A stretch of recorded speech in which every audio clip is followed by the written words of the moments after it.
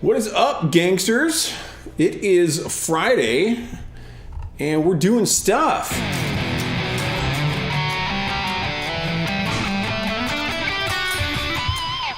I apologize for not updating the title. It still says that I'm doing my new album, but I'm not. I'm just going to do some recordings tonight. I'm actually working on my 66th album, and I'm just going to kind of fiddle around here. I have recorded the whole album, and there's just a few parts I'm going to re-record, just kind of not quite happy with, so we're just going to be doing a little recording session tonight. Looks like we got Obscure Mysticism Cults. Welcome, as always. Xena Queen, haven't seen you in a while. Thanks for coming in. Great to see you, as always. Hope everyone out there is having a great time. If you are new to the stream tonight, then this is not what we normally do. My normal Friday shows are actual concert-style shows. Tonight we're just fiddling around in the studio. So, as many of you will know, last Saturday I released my newest album. It's been more than 2 years since I released an album, and we had a lot of fun with it. It's called Incomprehensible Isolation. Had a great time with it. Sold a few copies of that already. That's kind of working out pretty nicely, and I'm very pleased with the way that album worked out. I took so much time on it because things weren't working for me with the production of my music, and I needed to get things straightened out, and it took a long time and a lot of effort, and I got there, and I'm very pleased with the result. So today we're working on album number 66, which is titled Schizonoid Paraphrenic, a title that my awesome daughter came up with. And as I said, I've recorded this album, and I'm just, there's a few parts I'm going to re-record and do over, and pretty much the solos. I'm going to start with a section of rhythm guitar, and we're going to jump straight up to that. So none of these things that I'll be playing, this will be a first shot at playing any of this stuff for any kind of public performance, which is awesome. Xena Queen says, hope I've been well. I hope you've been well also. Yes, thanks. Absolutely. So we got some people rolling in from all over the internet. Oh, I didn't start. I need to go live on LiveSpace here. I multi-stream to a bunch of different websites, and LiveSpace you've likely heard me speaking about already. It's in beta right now, and it's a new upcoming streaming platform, and I think it's going to be great. It's got a lot of potential, but it's not connected the same way as the other website. So I kind of have to start it separately, and it's its own separate entity. So let me get that going. Recording. And again, I have the wrong title up on my stuff. It should say recording my 66th album, not anything about my 65th album, which is what it does say. Oh, please add a title. I thought I did that. Recording. Start. Boom. Okay. And we're live on LiveSpace as well. Let's move that over to another screen here. I'll monitor that from that area, because that's what we do. Awesome.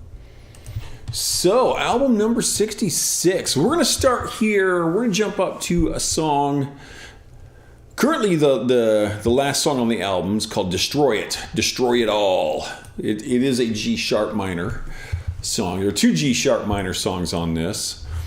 And on this one, let me jump over to a different boom. So, where we're at with this little section here, I had accidentally recorded this guitar twice instead of recording what I was supposed to record. So I need to redo just this little section here. And there's a personal rule. Not everyone would follow this. but I don't do what's called punching in recording. So a punch in is when you have a recording and you're like, oh, we messed up this little part here. We'll just punch in and punch back out. And then you kind of fade those parts together. And it can work really well. I've done it before. But in my personal recordings, I don't like to do it. So when I'm recording, so like here, we've got a rest. So I will only punch in where there's a natural gap in the music. I won't splice things together. And that's just my own personal rule about this. Fortunately on this, there's a very small section here of just about 5 measures is all I've got to do. And when I record these, the way that I'm set up is, if we look at this right here, so this is the lead guitar in the sheet music, and then this here is the rhythm guitar. And right where you're looking at these, you can see that these have the exact same information in them. And this is true basically across this area here. So these well, that's not quite true. These guitars have the exact same thing here. And then you see here, this actually changes a little bit. So if I have this lead guitar part, if it has nothing in it at all, then on the rhythm guitars, I record exactly what is written here. So basically, I record the rhythm guitars twice, and sometimes that rhythm guitar does something a little bit different. This here is set up as a motif. And so this little motif would be this. And that basically just kind of informs what I may do, what kind of a feel I may decide on for my guitar solo. So where this happens, I will also record the rhythm guitar when I'm just recording rhythm guitars. So kind of funky. I know exactly how everything goes, but fortunately, basically, I just have to record from here to here. And on this last little bit, I need to record this part. And on this bit, I need to record this part. Hopefully that makes sense to everybody. Like I said, it really only needs to make sense to me. I'm the one who's actually recording it. So let me switch over here. So this is my recording program. They are commonly referred to as a DAW, stands for Digital Audio Workstation. So basically, on this kind of darker purple area, I just recorded the wrong stuff. That's all that happened. So I got to record that over. Give myself a little bit of a lead in there, and what I will generally do is practice it a few times, make sure I know what I'm actually recording. And of course, I look at my sheet music while that's happening. Sometimes that works out really well for me, and sometimes I'm completely lost. Most of the time, really. This isn't a very hard part. Maybe it is.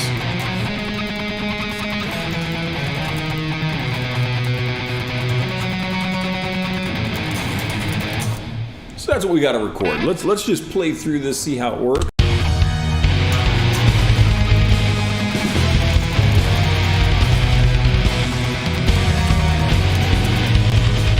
Missed it a little bit there. Not recording right now, just doing a couple practice runs.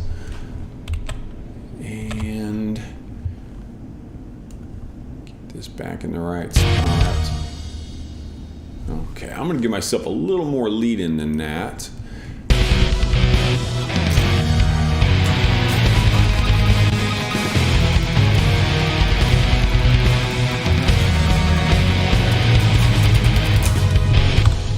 Okay, I think I can make that work. Now, and this is important. This is extremely important. Tune your instrument before you record. I have had so many times in the studio where you're working with some musician and you're like, okay, why don't you go and tune up? And you're like, I tuned yesterday. And I'm just like, no, that's not how this works. You need to tune all the time. I've got a bunch of people coming in from Nemo again. Welcome, Nemo patrons, persons, what audience members, Mad Poet Society, Mad Poet people, Mad Poets. Welcome. Okay, tuning. Now, when I teach guitar, I strongly recommend to people that they learn to tune by ear. It really is a beneficial thing. When I'm recording, I use an electronic tuner. So I don't think you guys can see it, but right now there's just this little window on my screen telling me exactly how in tune I am.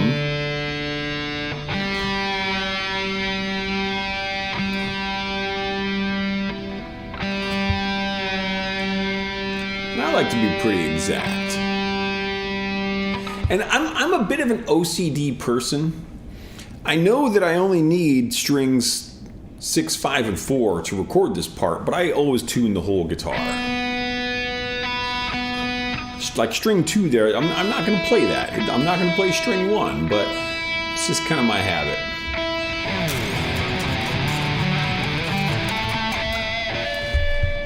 Alrighty then. Let's try this out. Let's make sure everything's in place it needs to be. I think we're ready. Okay. So we'll hit the record button and see if I can do this.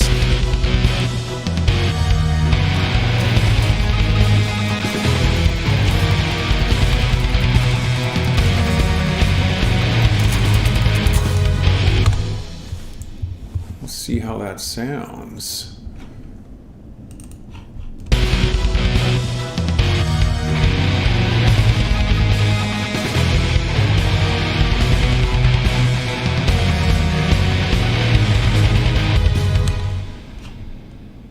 I can do better than that. Yeah, definitely. Oh, I also realized, and this actually makes sense. I was recording on a track. I could just move it over. That's real easy. But since I'm going to re-record it, I'll actually set myself up for the correct guitar here, the correct track. Okay, let's try that again. I think I can do a little bit better than that. So let's hit that. And sometimes, you hit a recording a few times and kind of feel things out. Make sure you're happy with what you got. I don't play exactly what I want to every single time.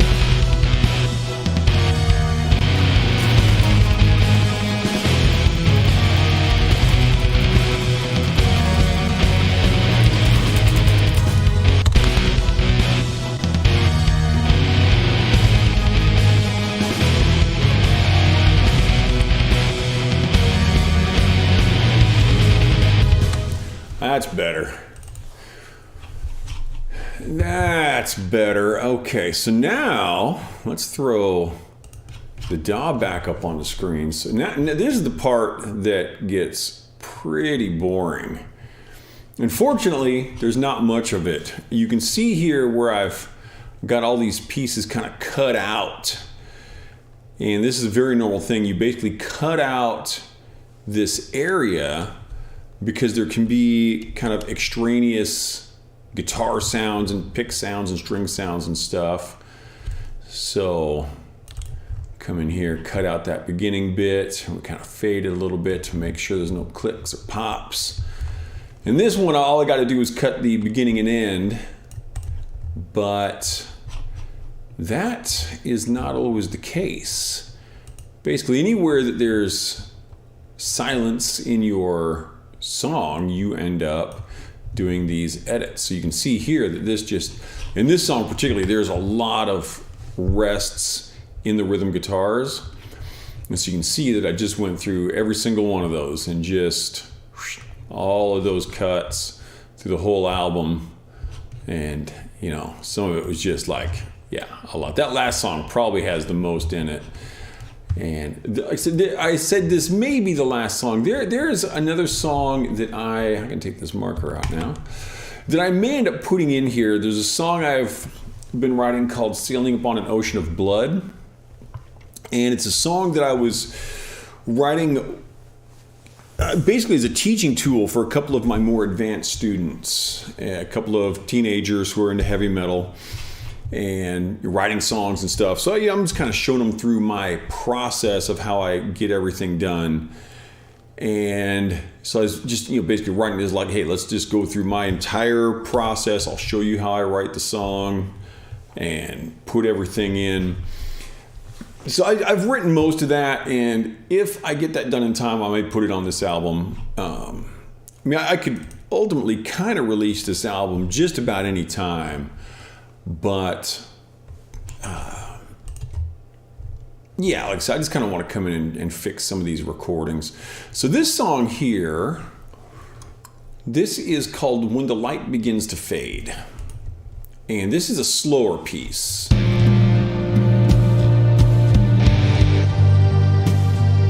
And I really like the feel that this piece has got going on with it. But I felt that when I did the guitar solos, particularly like right up in this area, it just got too busy. Had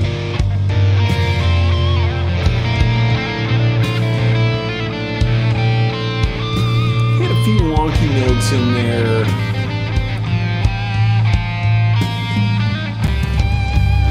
So I feel like I could just, this just needs to be a little different. So not pleased with what I did on that. So I've kept those in there. They're not bad. Like I've listened to this album a few times out on my runs and while I'm rope jumping and stuff. It doesn't bother me, but I hear it. I'm like, yeah, that should be a little different. So let's. So now here, when I'm doing this stuff, this is all improvised. So I'm not gonna. Let me fix the screen there. Get some sheet music back up for you guys. I'm not going to attempt to do the same thing, and so I'm just gonna do a practice run here, get a feel for it.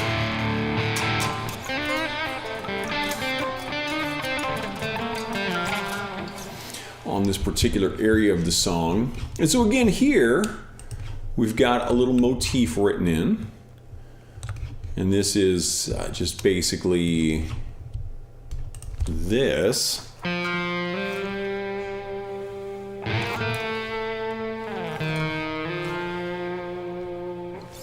And again, that's to hopefully kind of set up a basic feel for what I might do.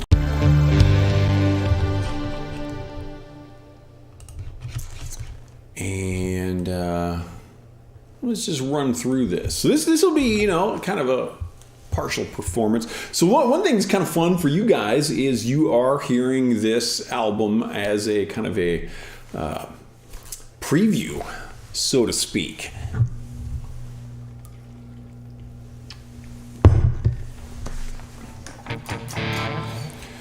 Okay.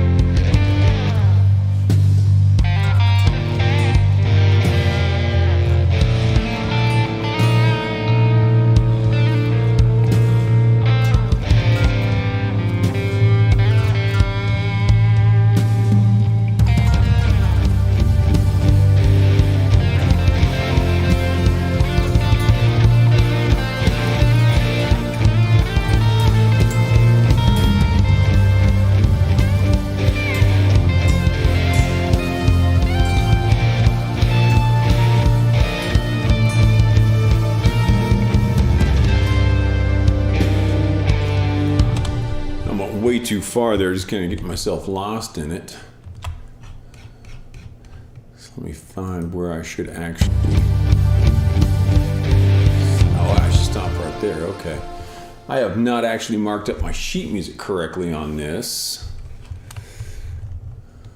So let me rectify that.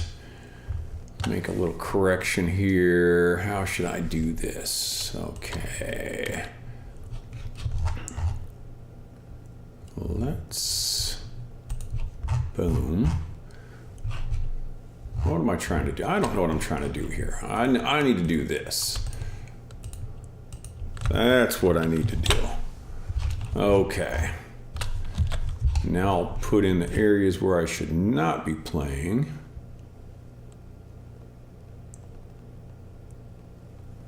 Okay, right there, and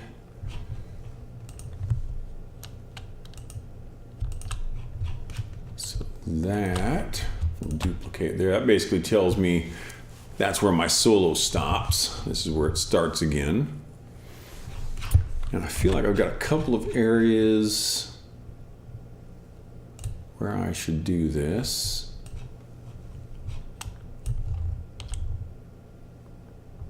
Okay, there's no, okay, so I don't play in the intro. Cool. And what else do I got here? What's this section all about?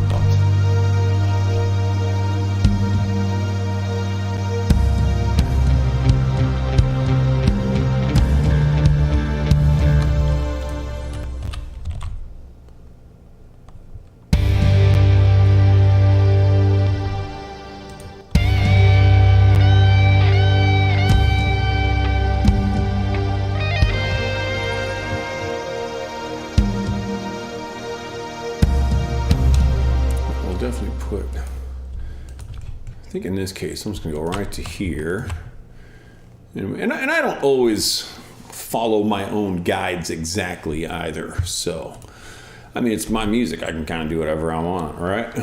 But it's nice having the guides in there. So that should, so I'll basically be playing this area here. Cool.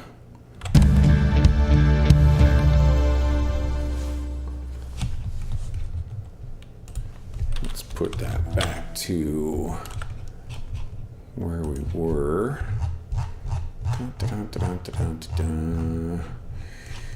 Get this set up correctly.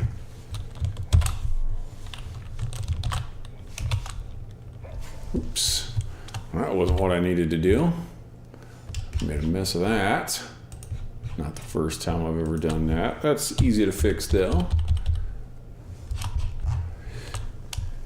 And this is this happens all the time when I'm recording. I do exactly this kind of stuff. This is just kind of part of the process of making sure I've got everything where I actually want it to be.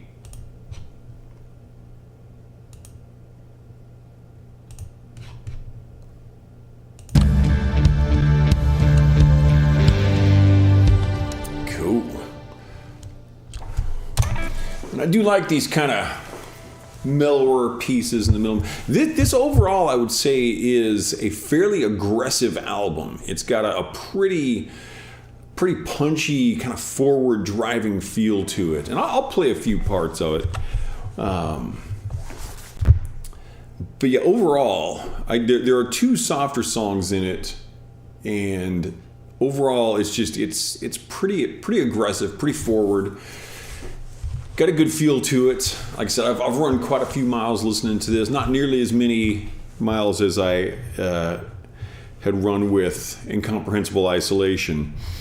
And then it's longer than my normal album. It should be a little over an hour right now. And if I end up putting that extra song on it, Sailing Upon an Ocean of Blood, then I want to say that song's like 7 or 8 minutes. So it'll be I don't think it'll be my longest album. My longest album is number 13, which is titled Lucky 13.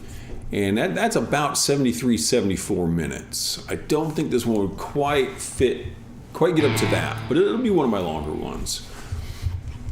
So I'm just gonna do a practice run here again, get a little more feel for this. Let's see what we can do here.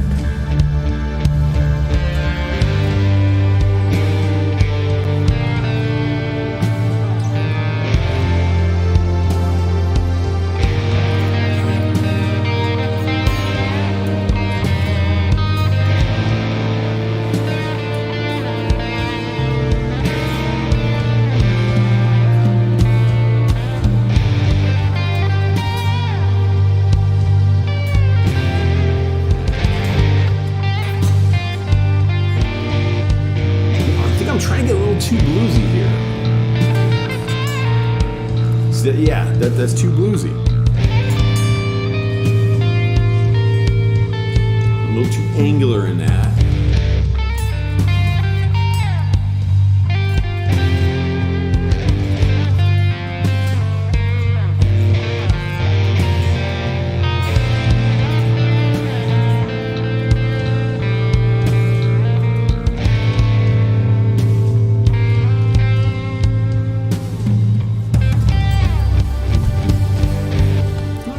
Right feel here, and again, this is a pretty normal type of stuff for me for my process, just kind of working out the basic idea of what I might want to do,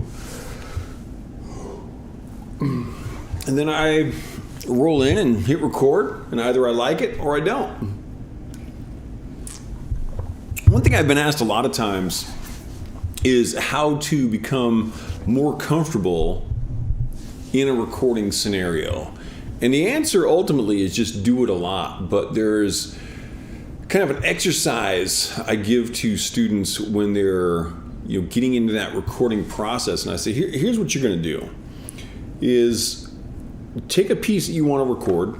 It might just be a chunk of a song. You want it to be fairly short because you don't want to take too much time doing this, because it's a long process. But I say, take this, and it might be a 30-second piece, a 1-minute piece, or whatever. Record it, and don't even listen to it, and then delete it. Just like just one guitar track or whatever. Record it and just delete it, and then do that 50 times. And sometimes that you get this kind of look of you can't be serious when I say record it 50 times. And I'm like, dude, I've recorded over 600 songs. I'm asking you for just a chunk, right? And so then after you've done it 50 times, on that 51st time, record it, listen to it. Before you won't even listen to it, you're just recording it and deleting it. So now record it, listen to it, and even if it's perfect, delete it. And then do that 50 times. Again, literally 50 times. Record, listen, dump it.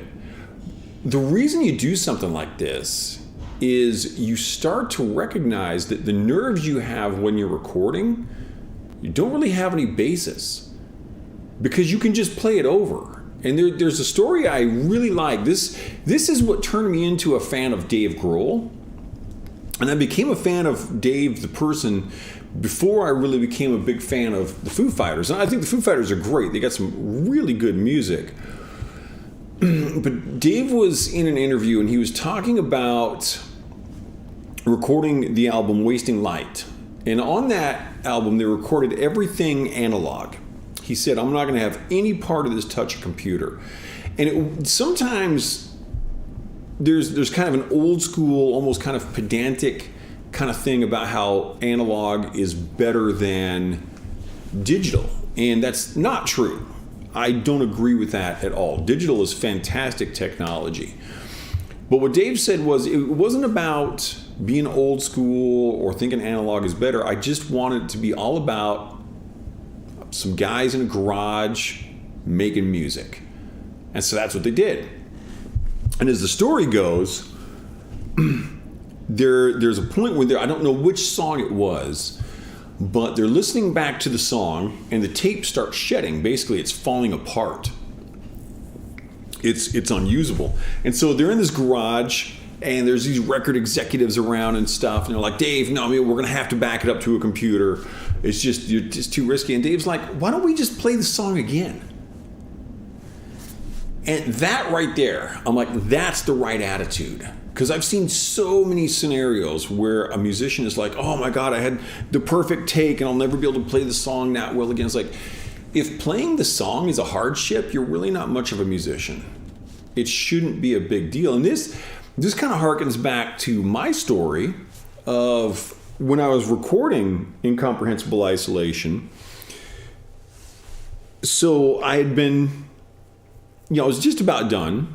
And this was in the very early stages before I realized I had to redo my production and everything. I actually got on stream to do a stream much like what we're doing tonight. I was just going to record some leads and stuff and kind of finish it up. And somehow, between my last recording session and getting onto that stream, all of my guitar recordings just completely disappeared off my computer. To this day, no idea what happened. Gone. The album was almost done, and all of the entire folder with the guitar recordings, just gone. And I'm very organized. I'm very big on what I call digital hygiene, making sure that I'm very organized, my folders, I know where everything goes. It's very easy for me to navigate to everything. So I don't know if it was a glitch, if I did something wrong, I don't know where it went, but the recordings were gone. And so I was like, I discovered this like literally minutes before going live, and I just kind of got on laughing, right? And I'm explaining this, and people are like, oh, that's terrible. That must be the worst thing. I'm like, here's the thing. I've done this 64 times before. I've recorded 64 of their albums. To me, it's not a big deal to just record an album, right? It would be devastating if this happened on your first recording experience, and I can appreciate that. But for me, it was kind of like, whatever, I'll just record it again. So I just basically screwed around all night on that particular stream, and that was fine. So yeah, if when I run into two musicians who feel like it's a hardship to play a song, I'm like, you're not the kind of person I'm going to want to work with. No, that's not the right attitude at all. Let's try this again. I'm just kind of running through here. I'm not recording right now. Let's kind of get the feel for this.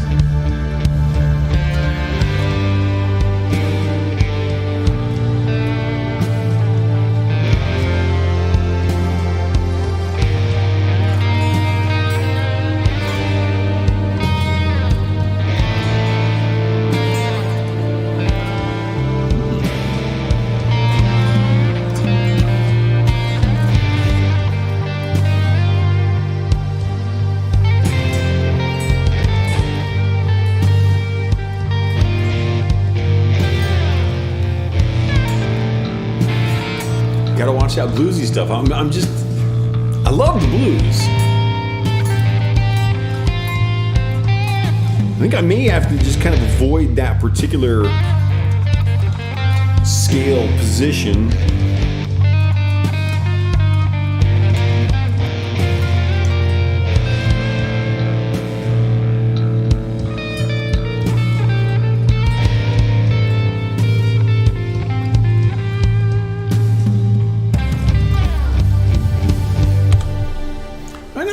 Not that the blues stuff is bad in there. I don't think it sits poorly, but I feel like it's maybe not quite what I'm looking for. And when you've recorded enough, if you do an experiment like I was talking about where you record 50 times and delete it without even listening to it, then you record another 50 times where you listen to it and then delete it, after a while you get to realize recording just isn't a big deal. So this time I'm actually gonna hit record here. And if I decide I don't like it, dump it. No big deal. And I'm set up so that the microphone does not interfere with this. So if I'm saying something, it doesn't actually get into my recording. The guitar is completely separate. And under a lot of, recording scenarios, we actually record the guitars with microphones. We run it through an amplifier and we put microphones in front of the speakers. I'm using amplifier simulators, amp sims as we call them in the biz. And so when I'm putting it on the wax, I'm just plugged in directly to my console, my interface, and Yeah, there could be fireworks going off, people doing jumping jacks back here, and it wouldn't interfere at all. And I have to be really careful on, I think it's my 56th album. Yeah, I could be wrong. The album, I think, is On the Contrary. There's the last piece on there starts with this really slow classical guitar part. And I played classical guitar last week, and it sounded decent. I'm almost happy with the sound I'm getting for the classical guitar for performances, but I wouldn't want that sound on an actual recording. And so to get the classical guitar sound, I do need to use microphones. And I have to watch myself because where we live out here in Eastern Washington, all of these little towns are built on train tracks, because that's where towns get built up, either on rivers or tracks. And because there has to be some form of transportation for goods in and out. At the time that these towns were built, they were all built on the transportation they had, which was the railroad. So there's trains going through, and the microphones will absolutely pick those up. And I have to be really cautious because we've just gotten used to it. We just tune the trains out, and we may not even notice they're going by. So I have to be really careful when I record with a microphone to watch for trains and stuff. Well, right now, we're actually fostering a cat, and it's going to be going up with my sister-in-law and her family in Canada. They're stopping in a couple days, and they stopped in a week ago, and then they're stopping in again. They're taking the cat back with them. And so, cat noises and train noises and kitchen noises and stuff sometimes can be part of that as well. Anyway, let's record this. Let's see what we get.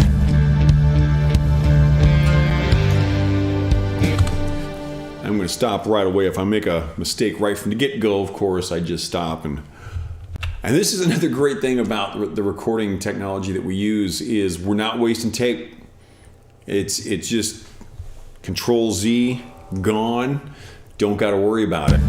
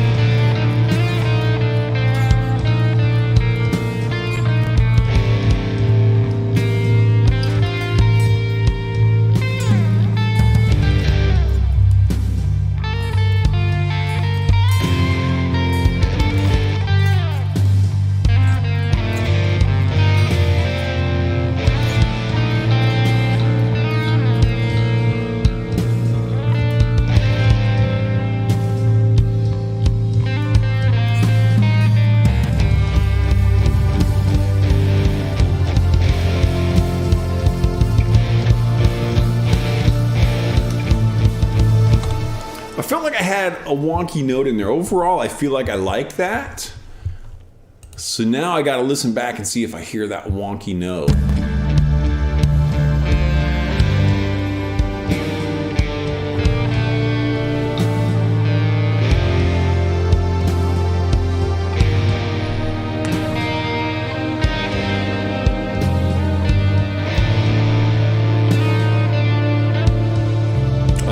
That ain't gonna work.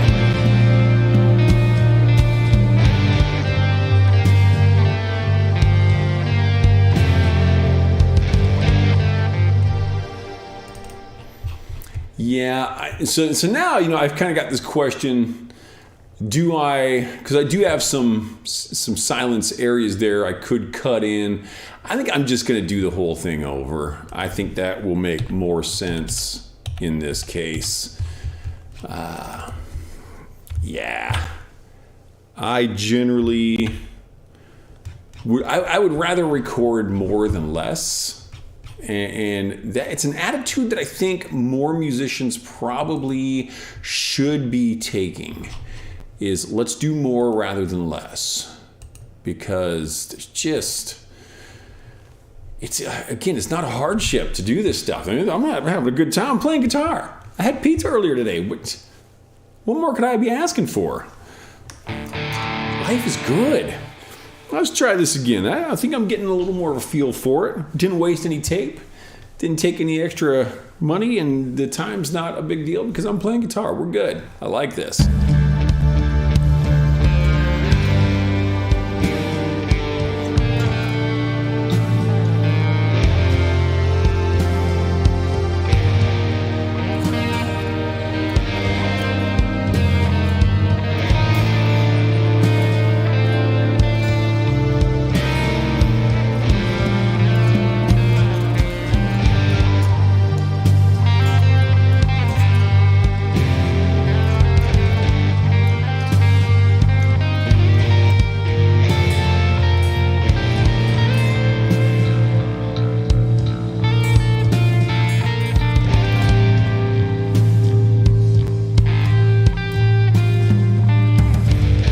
I'm gonna start that one over. I had some extraneous noises there. Good. I do think I'm getting the feel though. I think I'm kind of digging what's going on here. Okay, if anyone's coming in a little late, apologies for the title being wrong. I am not performing my 65th album tonight. I'm actually doing some recordings on my 66th album. The album is titled Schizonoid Paraphrenic. And I've pretty much finished it up. I've just got a few of my guitar solos I thought could be a little bit better, changed a little. So just kind of going through and fiddling with ideas for that stuff. And if you're not familiar with who I am, my name is Randy. I'm the Mad Poet.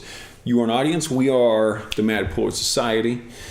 And my normal Friday shows are quite different than this. Normally I have more of a concert style thing going. You can see the stage lights back behind me there that are just kind of going around. I'll usually be filled up with smoke and have a bit of a light show, but I have some other lights that get going.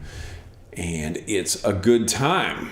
So if you are perhaps new here, feel free to stop back in for more shows and you'll get a very different concept.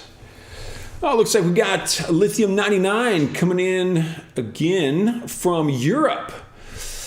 Says he likes what we're doing here. Well, thank you very much. It's great to see you again. Apologies if your message has been up for a little while. I've got the way I'm set up because I'm streaming to so many different platforms. I have 5, 6 different chat windows, and one of them covers like 5 things, and then the other 5 are just kind of individual. But yeah, it's great to see you again. Thank you very much for coming in. And yeah, very different here. In a little while, I'm going to play, I think, one of the other songs on, well, actually, next I'll do some recordings on The Curse, or what's that song called?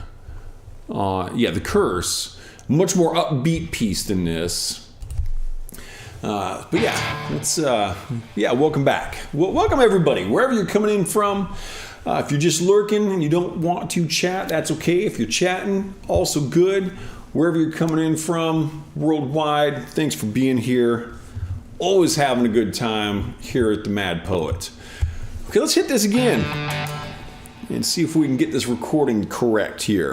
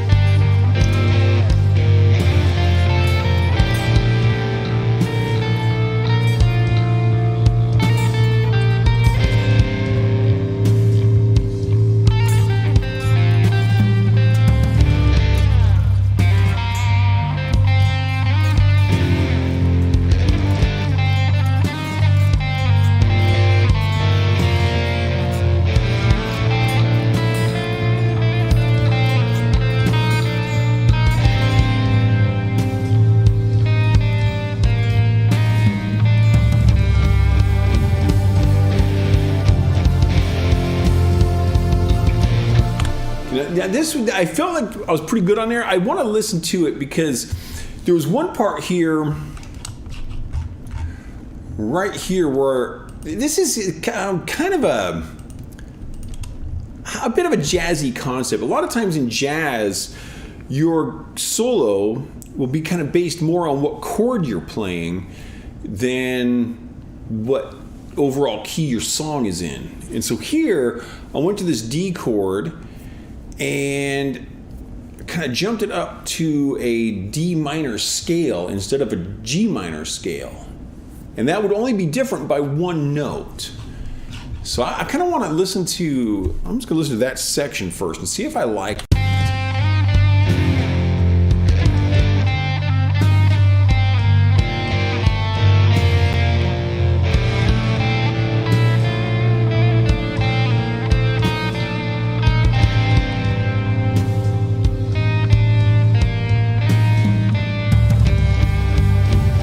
I'm fine with that part with the D minor, but I heard some stuff in here that I'm not going to keep. That's good. That's a little rough there.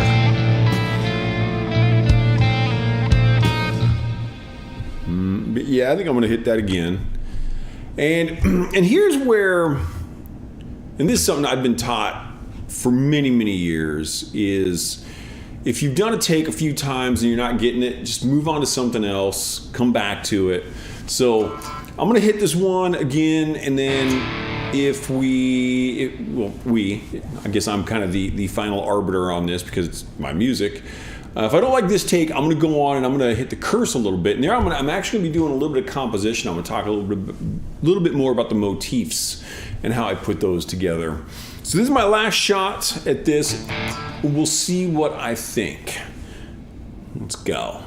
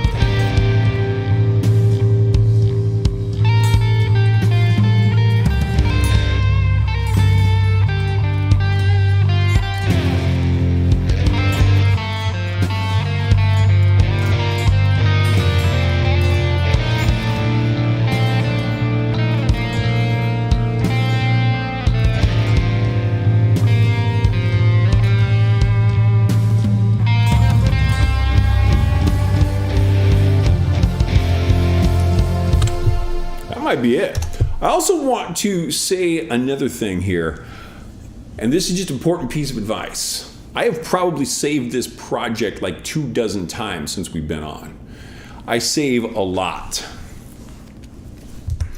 And Lithium says, create music, playing music, it is something. Yeah, it's I had this thing years and years ago, back in the early 90s. I was still in the military and I was really starting to enjoy writing music on guitar. And a lot of the music I was writing at the time became music that ended up on Confusion, my first album. And this guy was talking to me. He's like, I hear so many people talk about writing music. They say it's just kind of this magical thing. And he's like, can you tell me anything different than that? I said, yeah, I can. It's really, you need to know your scales. And the way I like to describe this is, if a person were to come to me as a teacher and say, Randy, I want you to teach me to write a novel. And then I start to realize, oh, this person doesn't know the alphabet. They can't spell words, they don't know the letters. And I say, okay, we're going to need to teach you the alphabet. No, I don't want to know the alphabet, Randy. I just want you to teach me how to write a novel. This is what happens so often in music education, is I'll address that in a moment. Sorry on Twitch and YouTube. I'll address that in a moment. Sorry on Twitch and YouTube. I'll address that in a moment. Sorry on Twitch and YouTube. I'll address that in a moment. Sorry on Twitch and YouTube. I'll address that in a moment. Sorry on Twitch and YouTube. I'll address that in a moment. Sorry on Twitch and YouTube. idiots. The scales are like the alphabet. If you don't know the alphabet, you can't write a book. You can't write a sentence. If you know how your scales work, that is the letters, and it shows you how to put words together in music. And so when people refuse to learn scales, it's like that you're really hurting yourself with that. And so this on YouTube, and so if you're on YouTube, Twitch, Trovo, or DLive, or Facebook, you might be seeing this find hot girls here. Just ignore that. I don't have any mods on right now, but I will ban this when I'm done. This is so if this is not a bot, if there's an individual putting this up, let me look right into the camera. In fact, here, if you're the person putting up the find hot girls here, you're an idiot. Your parents are idiots who raised you to be an idiot. You have no value in this world. None. You are a valueless, worthless piece of garbage. Get off of my stream. No one likes you. No one. If you are married with children, your wife or husband and children do not like you. If you're a Christian, Jesus does not like you.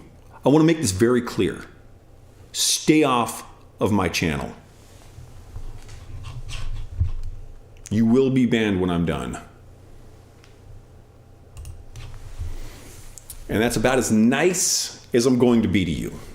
All right. Apologies to literally everyone else who's watching. Because there are decent people in the world, and then there's this fool. All right. Let's give this a listen. I think I'm going to like this one. So let's listen back to this.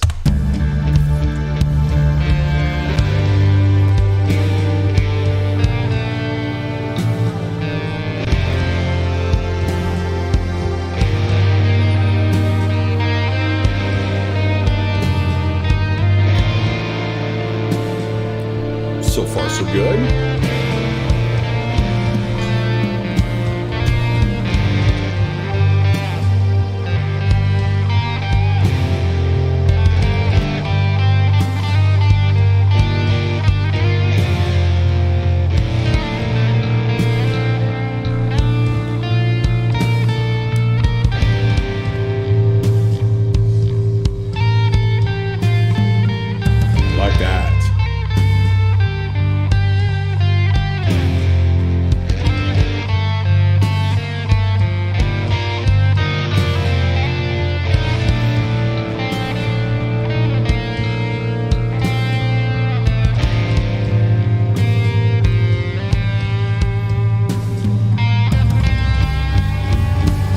Yeah, I'm keeping that. That's good. Obscure Mysticism Cult say these bots pop up all the time in chats now.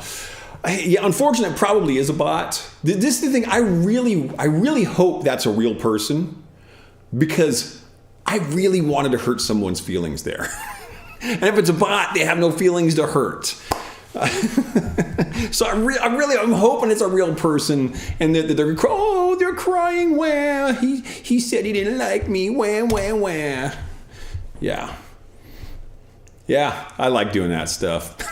So I need to tell this story. This was great. So last summer I was on jury duty out here in Eastern Washington, and we're at the courthouse for jury selection. And of course, we're all hoping not to be on the jury.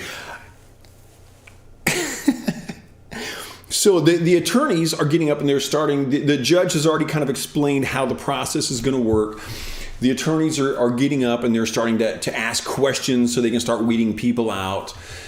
And so this attorney gets up and he says, "We're going to be asking for brutal honesty.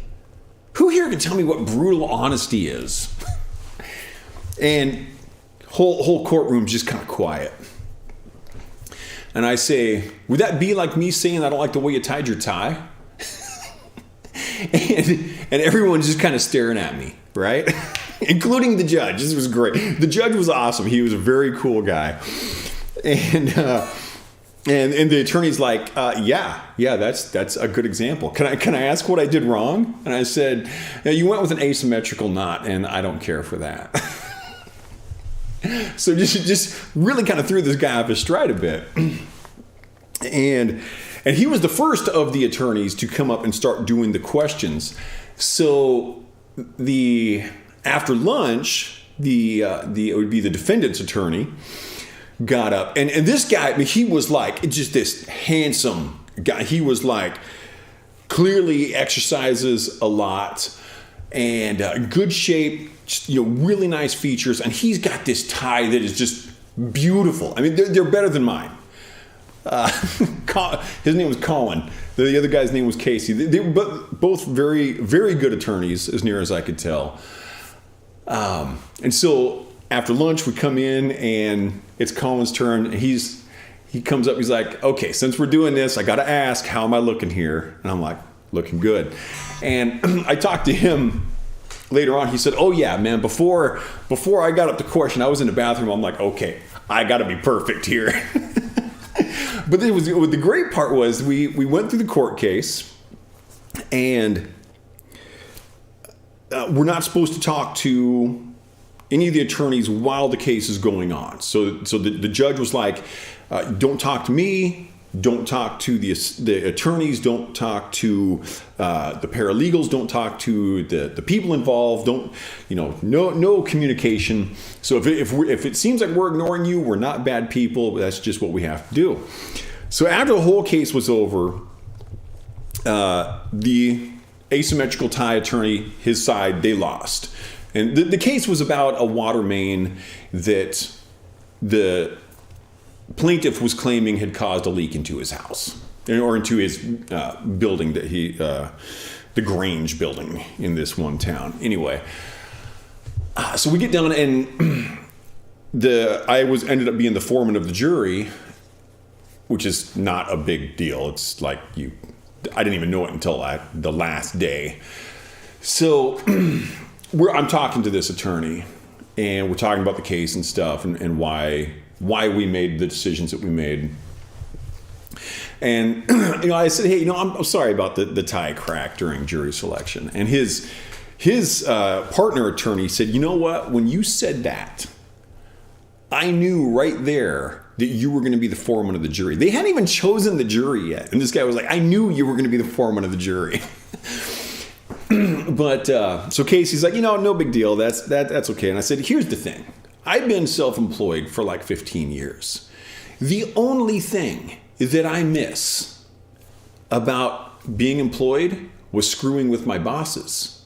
And you were my stand-in today. Or that day. So, and he was a good sport about it. So that happened. That was exciting. Anyway, let's play some more music here and see what we can do. Oh, Lithium 99. Oh, what you're saying? Sorry, my English is not too. Oh, that's totally okay, Lithium. It's not sure where in Europe you're from, but not everyone has English as their first language, so no problem. I had a feeling that English was probably not your first language, and I'm not going to beat up on you for that. So, and Obscure Mysticism Cult says, "Well played with the whole jury thing." Yeah, it was good times.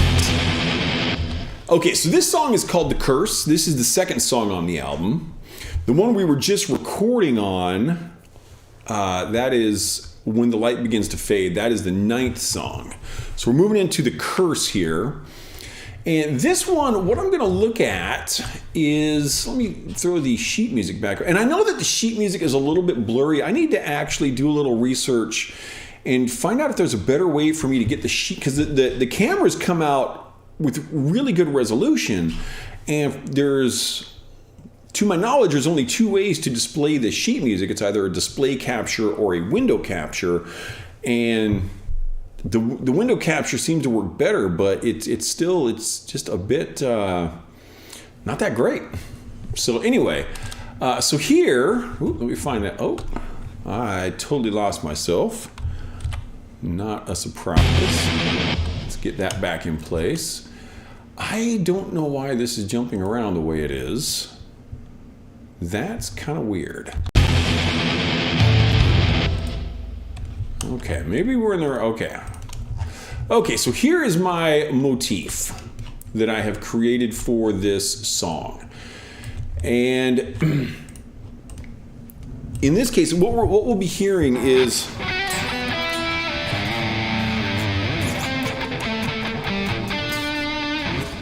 that. And this comes up in a few places throughout the song. And in this particular case, I always have these sections written up in my songs. And in the A section, this comes up twice. In each A section. I think there are just 2 of the A sections in this. No. Looks like I've got, well, the A section comes up 1, 2, 3 times, which means I'm going to play this motif 6 times. And as last night or maybe it was the night before, quite recently I was rope jumping and listening to this. Yeah, last night I was listening to Blind Guardian. Awesome. Blind Guardian is one of my favorite bands. They are so awesome. So anyway, I was listening to this and I feel like this part is great. I like the whole motif, but I feel like the second time in each verse, I need to change this bendy part. And I'm probably going to change this part a little bit too. So what I want to do here, and I have recorded, let me play this. Let me get the recorded solo turned back on here.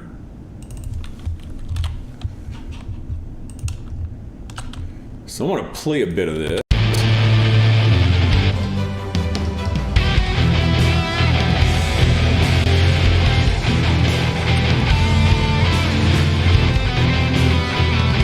Sorry for the kind of choppy audio there.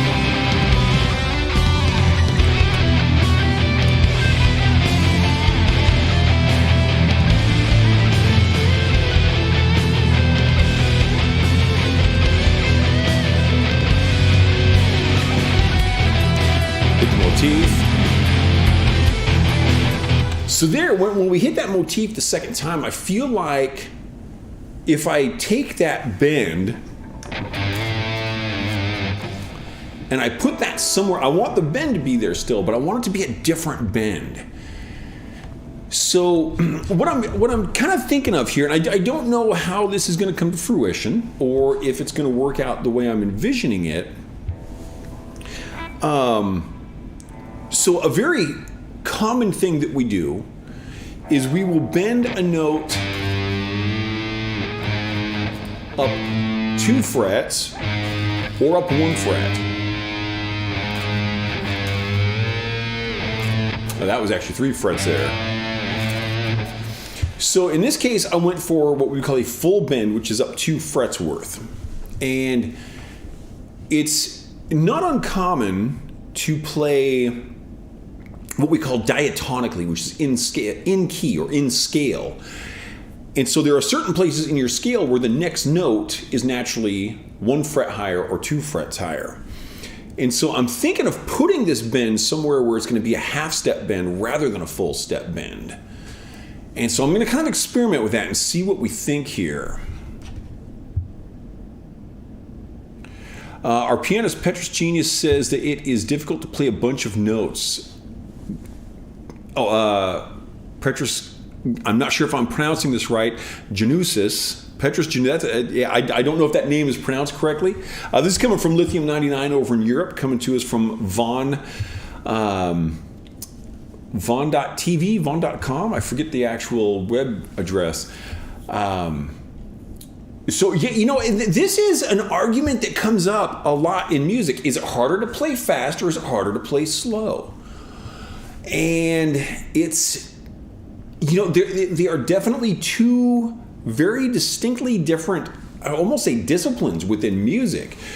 Because, you got, on one end, you've got like the kind of the more Gilmore style, which I'm doing very poorly.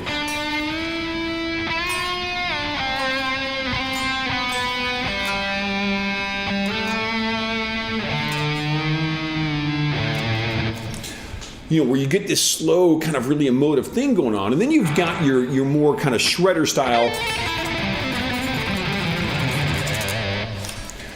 And I think both of these are really cool. And they're very different. You're using different physical techniques on your instrument.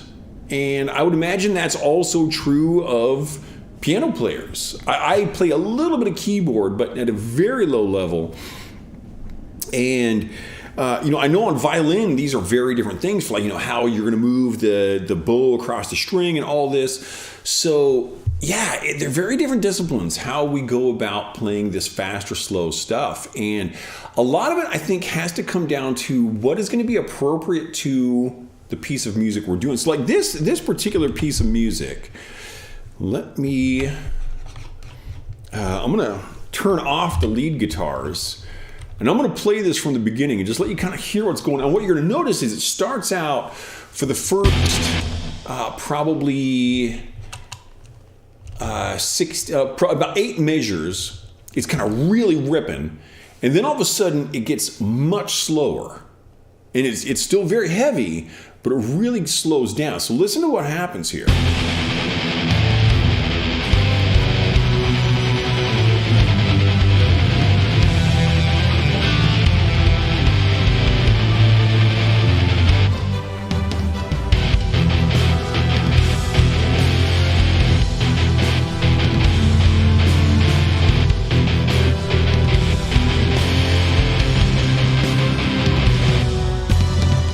So right there, you got to ask yourself, what is going to be an appropriate set of notes to play over this? And, so when I do this, I set up my motif, and that's kind of my first kind of line of attack of what's this going to feel. And so I'm not playing a whole bunch of notes here.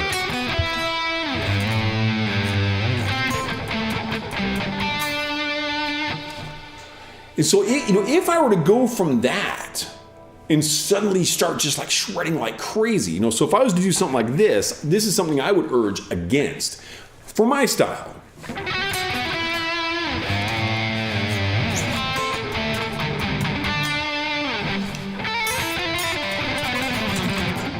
So all of a sudden I feel like that's just completely inappropriate. And that's what sometimes, a good example of this is the song Giant Steps by John Coltrane. If you're not a jazz person, you may not know this piece of music. It's brilliant, and if you have any interest in jazz, I would urge you to listen to Giant Steps, the entire album, just over and over again, because it's amazing. So Giant Steps is this really upbeat, fast-paced piece, and it's considered a pretty hard piece to play. And certainly now there are places in Giant Steps where Coltrane is just ripping and on his horn, man. And it's crazy, just doing all these mad arpeggios and stuff. But at the beginning of it, he's just playing this one note at a time thing. Like half notes and quarter notes. And it really works well. Now, I've seen performances of Giant Steps where they're playing all these notes right at the beginning. And it's like, you're really kind of taken away from the feel of this, because at this part of the song, this really fast playing isn't even appropriate. And Coltrane nailed it. Coltrane was a brilliant saxophone player. It's a shame that he died so young. I think he was like 49 when he passed. And so yeah, very unfortunate. Cancer, if I recall correctly. So it's really part of that understanding what is an appropriate feel for this piece of music. And yeah, as Lithium 99 points out, your fingers do get tired depending on what. Now I've played for close to 40 years now, and I put in multiple hours daily still, and there have been times that I've played 6, 10 hours a day. So I do have a lot of stamina built up in my fingers. So I can play this stuff without my hands getting worn out too much because I'm really old. But still, again, it comes down to, am I going to do that because I can? Or am I going to do it because it's appropriate? So for me, I'm not looking for, even though it's a pretty aggressive song, not looking for that really kind of showboaty kind of a guitar solo in this. And let's hear what I actually did. And so this solo will be recorded over, but only not because I'm dissatisfied with the solo, but because I'm going to change the motif. So let's run this up to right before the solo.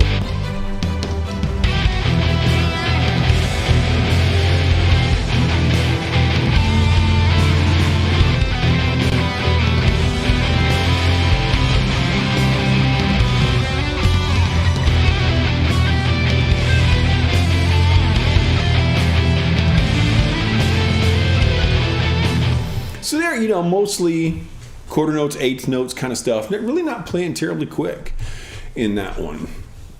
And I feel like that works, again, appropriately for this piece of music. So let's just start fiddling here. And let's find another place to do this bend. So I think I'm going to keep the...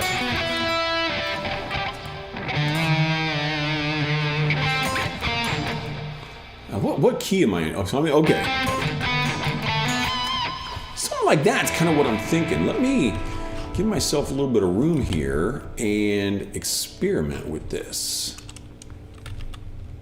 Myself a little... Oops, that was not the right key to hit. Not the first time I've ever hit the wrong key. I've done that many, many times. So let's fiddle with this and see what we get.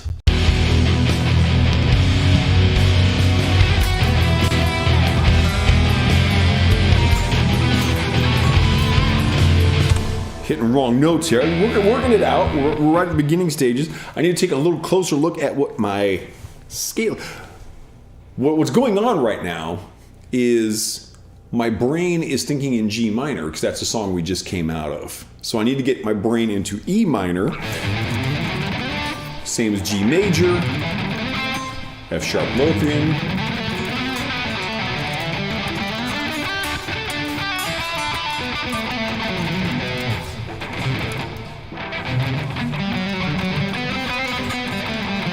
Oh no, pardon me, I'm in E Phrygian, same as A minor.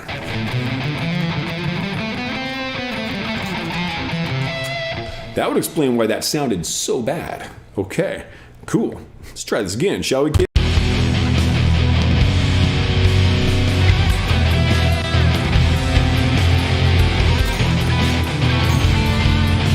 Now see, something like that, that's getting closer. I missed the bend. Let's try that again.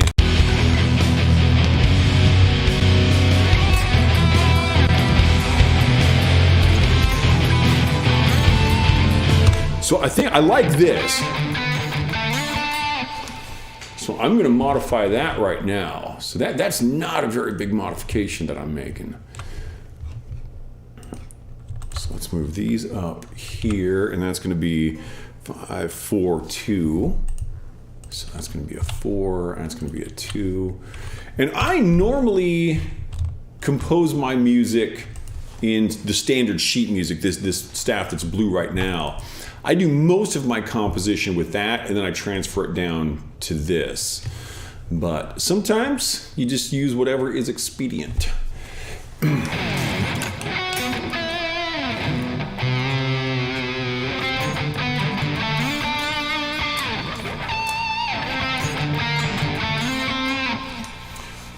May not be exactly what happens, but that's close. I like what's going on there. Okay, let's take another shot at this. I'm actually going to switch to a slightly different view here.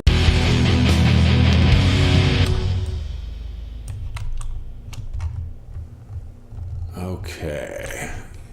Just so I'm not going across pages like I was. Okay, let's try this in situ, as it were.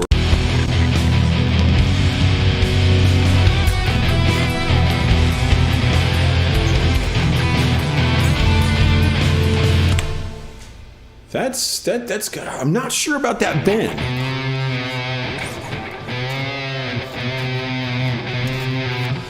One of the things that's going on right now is I'm bending too far for this particular bend, and so I'm kind of knocking it out of tune a little bit, which Kevin, we can say that I made Kevin sad today. Kevin is my guitar teacher.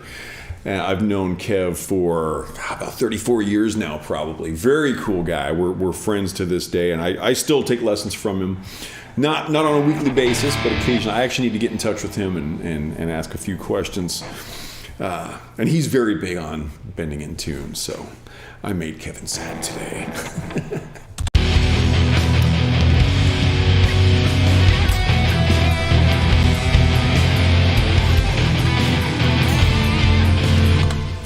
That's.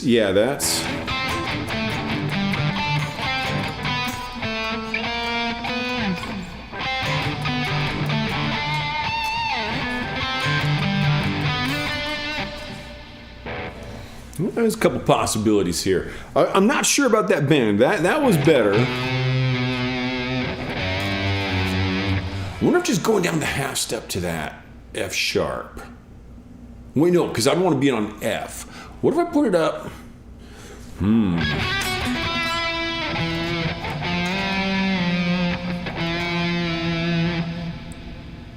The E to the F. Let me try the E to the F.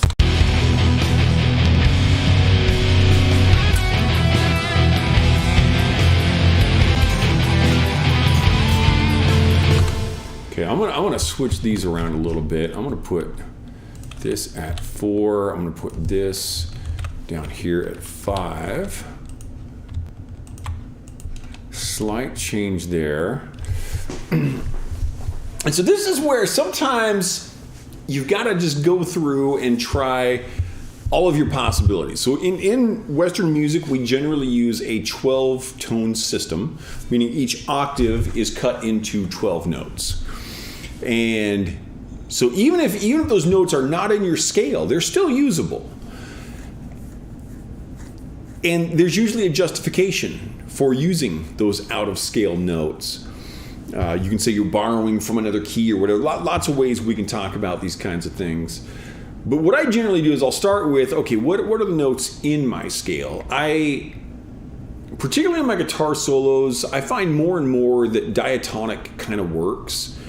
And I will occasionally do the things like I talked about in that last song we were recording, where I will play to the chord rather than the overall song key.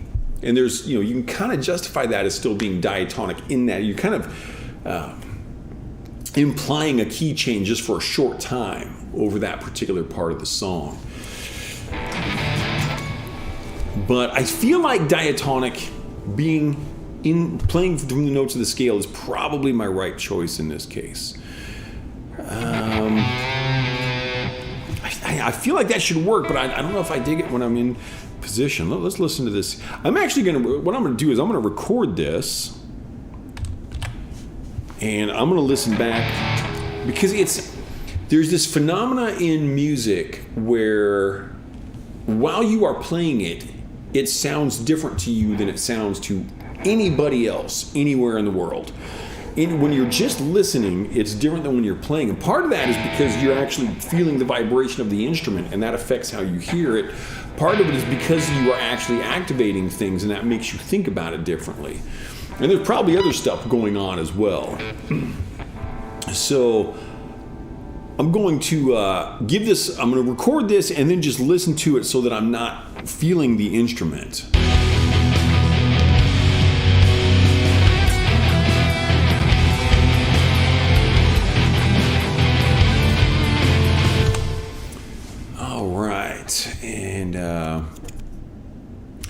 And Lithium 99 says, you know how to explain. It's a pity you weren't my teacher. Lithium, if you ever do want music instruction, I can do international lessons, because this is the actual system I use for lessons. I just don't usually have the flashing lights turned on, the floaty lights turned on behind me. But I do teach. To this day, I do teach, and I'd be more than happy if anyone out there ever wants to take guitar lessons. or music lessons. I do teach music theory, composition, audio engineering. So feel free to contact me through themadpoet.net. If you, I don't know if I can actually respond in typing here. So themadpoet.net that I just put up in your chat, that there is a contact page there. If, again, I'm not trying to sell my services here, but I guess I am. Yes. If anyone wants lessons, feel free to contact me through themadpoet.net. Okay, let's listen to this and see what we think.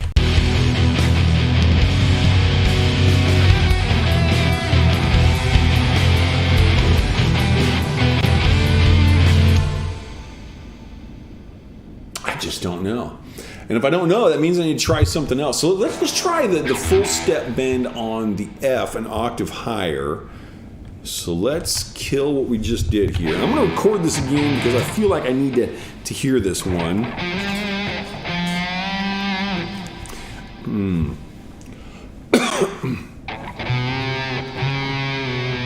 Oh, wait, no, I'm going to record this again because I didn't do it as a ghost bend. So a ghost bend is where you only go down. So normally a bend is up, and sometimes we'll do up and then return, and then sometimes we'll do the up silently. Let's try this as a ghost bend because that was what I was doing on the other one. That might be, because I feel like the notes are not what's bothering me. Let's try it. I'm gonna hit this again.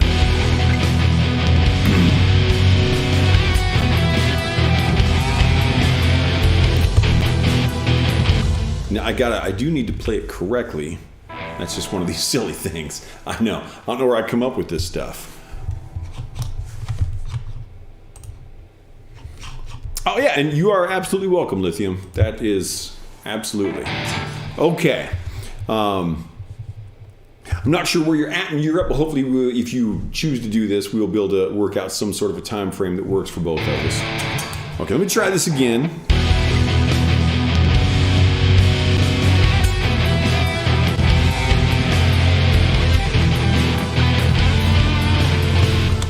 Okay, let's hear this.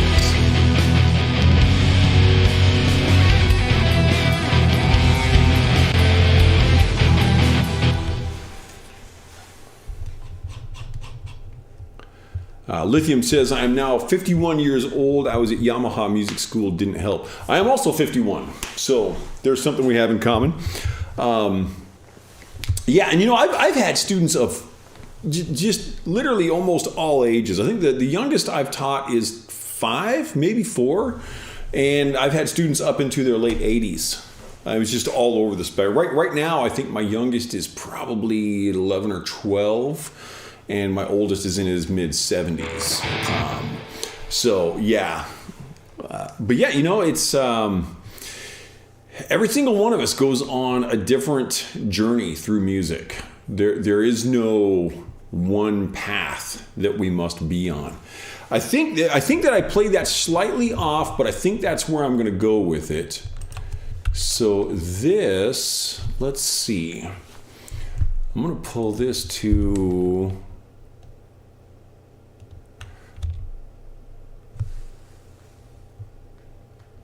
B to C. Is that right? Yes, that is right. Okay.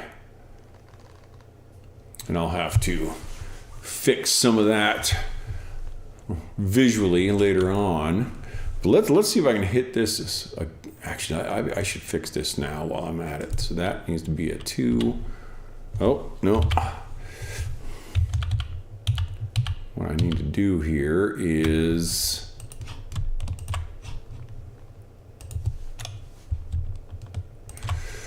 get my stuff in place. This particular program I use is really not made for guitar stuff at all. So it's kind of wonky getting it to do what I need it to do to make it look the way I want it.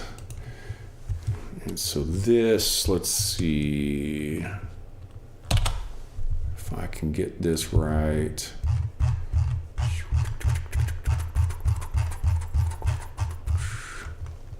Yeah, somewhere right around there. Oh, a little too far there. Let's reel that back in. And then I'll need to take this one, put it in place. Something like that. Cool.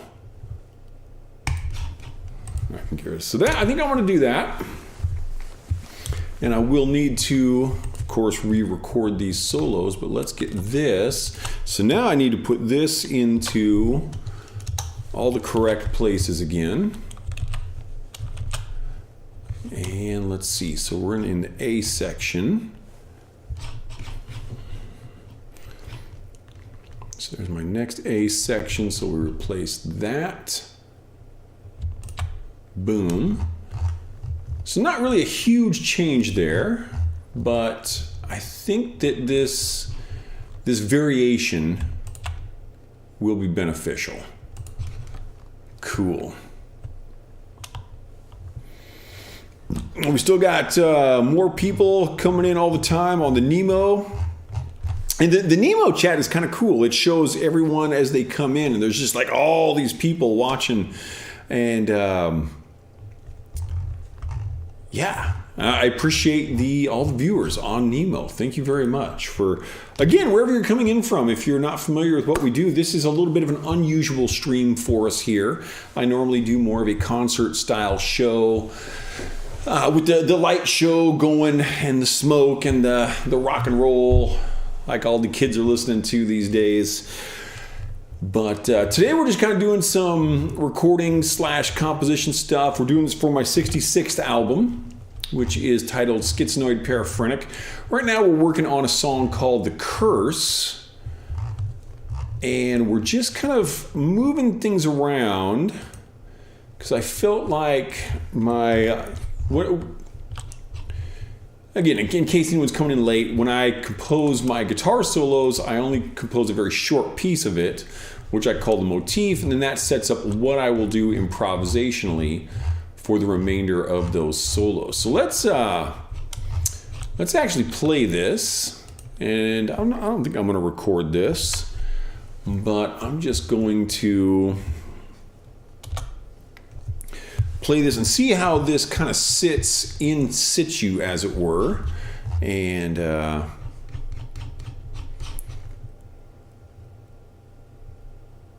so right now it's 7:30 in the morning. Why are you awake, dude? I'm usually up in my time zone. I'm usually up until about 3:30 in the morning, and then I get up at about 10 or 10:30. I am definitely a night owl kind of a person. I do not understand mornings. I don't understand people who get up in the morning, and I don't understand people who eat mushrooms. These things just don't make sense to me. But, you know, you gotta do your own thing. Okay. So we're just going to play this, see how it feels, see what happens when we get to this new portion of the motif, and let's go through a process of discovery.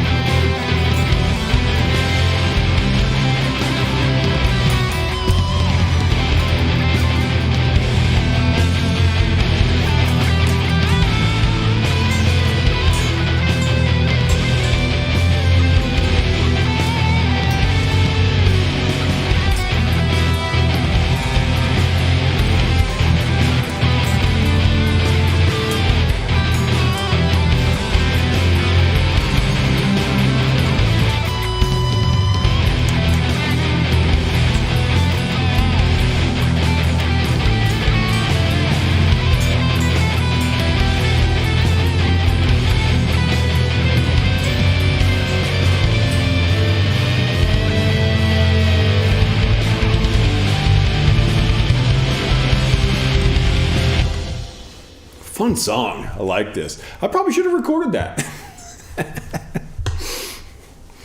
When years ago, when I was first getting into performing, I was working, live in-person shows, and I was doing much like what I'm doing now, where I use backing tracks, and then I would kind of have a stage show going on with some other people on stage doing some kind of performance art stuff. It was very fun. We would hang a guitar and then smash it, and just all kinds of great stuff was going on.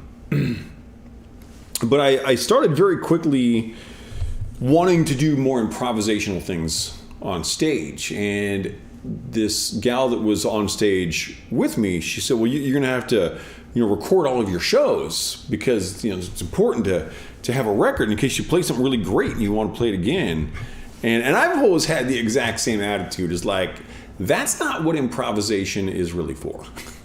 It's not about, let me make sure that I maintain every single note that I've ever played. It's like, you just play it, and if it goes away, it goes away. Whatever. Yeah, that was a great idea. I don't know what I did. Who cares? So that's kind of been my very relaxed attitude toward music. But let's record this one. Let's see what happens if we do a record. I have not tuned for a little while. And since I'm not the kind of person who's satisfied with tuning once a day, I will actually do it appropriately. Silly, I know. A little bit out on that A string, probably because I've been bending it so much.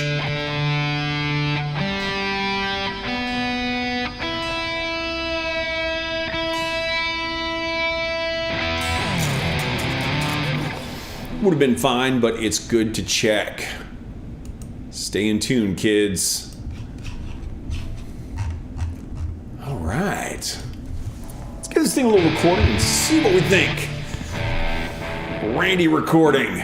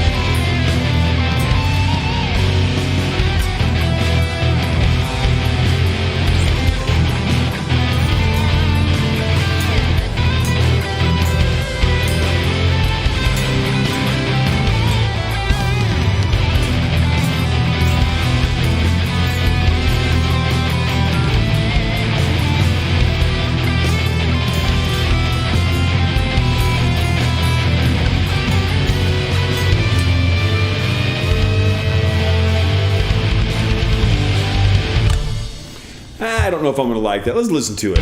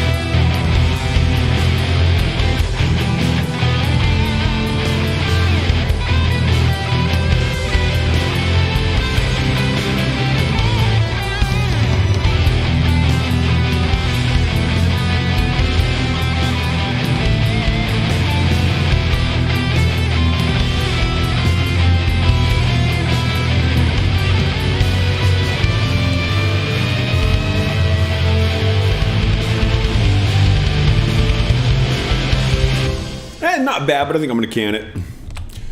I can do better. So, I don't think I'm going to record that right now. I just kind of wanted to get that motif in place. And I'm not convinced on that second bend. I may have to play with some different positions on that. In fact, let me try something here. What if I were to just move that up a half step and do a full step bend?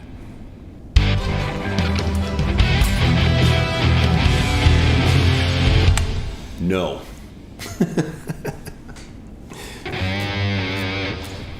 Well, this little out of key bend from the F sharp to the G. Let me try that.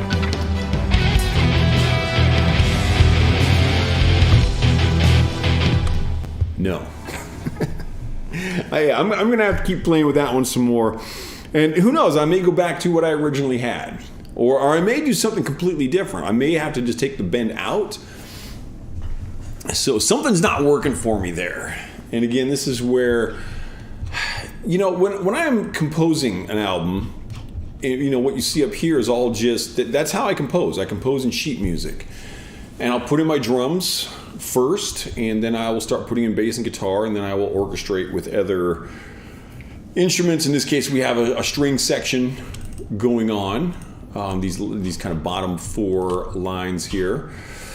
And then I'll go through and do this part. And when I was putting out an album a week, I didn't spend nearly as much time on this stuff. I would come up with a motif and just boom, go. And in some cases I wouldn't even come up with a motif. I would just go and just make it up as I went. There wouldn't be a motif.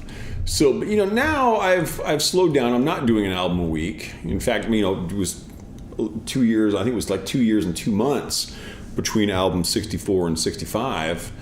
And that's just the way it is. So I don't know when this album's going to come out. So I do kind of have the luxury of time, which is nice. Sometimes it's good to have time. So I'm going to continue to fiddle with that in different ways at different times. Let's see what else we got here.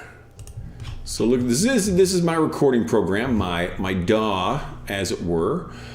I don't think there's anything else I want to do in there. So these two, these white dots up on top, I don't know how well those show up.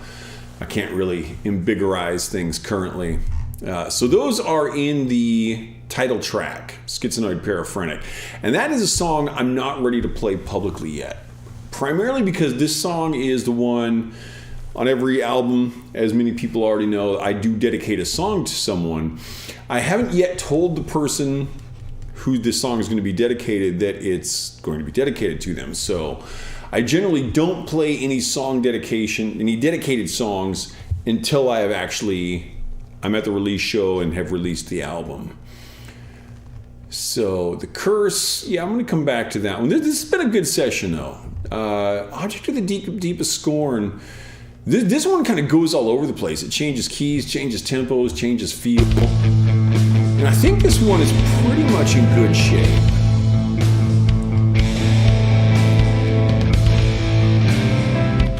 Yeah, I don't think there's anything there I want to redo.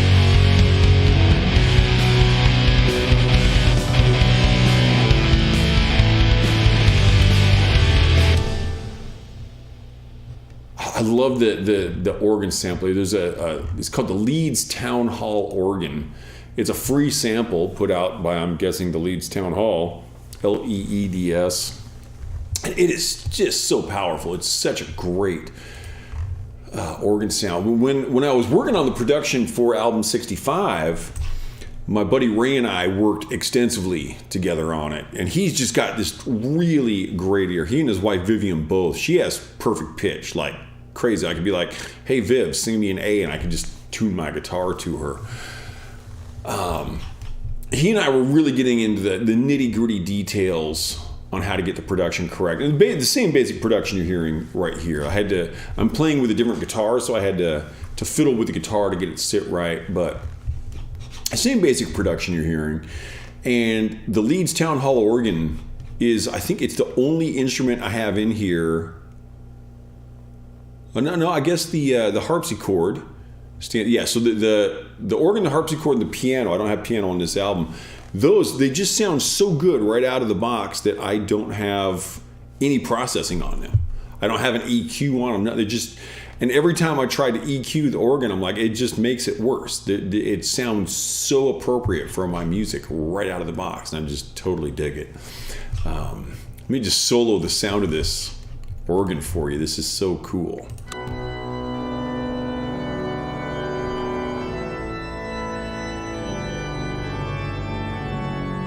Actually, let me play for you. So the very beginning of the album, and I printed up the sheet music for this last night. I'm going to put this on my Discord. I've been thinking about maybe trying to be a little more active on some forms of social media. Kind of hate that idea. I just feel dirty every time I go on Facebook. I hope Mark Zuckerberg is listening to this. But, okay, I can appreciate there are some good aspects of social media, whatever. Anyway, this is 9-part counterpoint. And prior to writing this intro, it's for choir and organ. I had never written counterpoint in more than 4 parts. And the more parts you put onto counterpoint, it becomes more and more complex and hard to follow. So for this section right here, I'm not showing you that section. So this section right here that I highlighted, it's just 8 measures. That has the 9 parts of counterpoint. Let me throw this up with the sheet music. So there, let me get to the right spot. So this section here, this is just 4-part counterpoint right here. And that's kind of a very standard, 4-part is fairly standard for counterpoint. And then this 8 measures to here is the 9-part counterpoint. And I had written the 4-part counterpoint originally just for the organ on this. And then I decided to put the choir with it. I'm like, well, I should try to do this. And I think I probably worked on that 8 measures for like 6 hours to be able to get it right. Because there's all these, there are no rules in music, but there are guidelines. And following those guidelines for certain sounds often produces very good results. So, one of the big things with kind of more traditional classical style music, 4-part writing and counterpoint, is we have a guideline that says, try not to do parallel fifths. Now, parallel fifths are, in rock music, they're almost a requirement.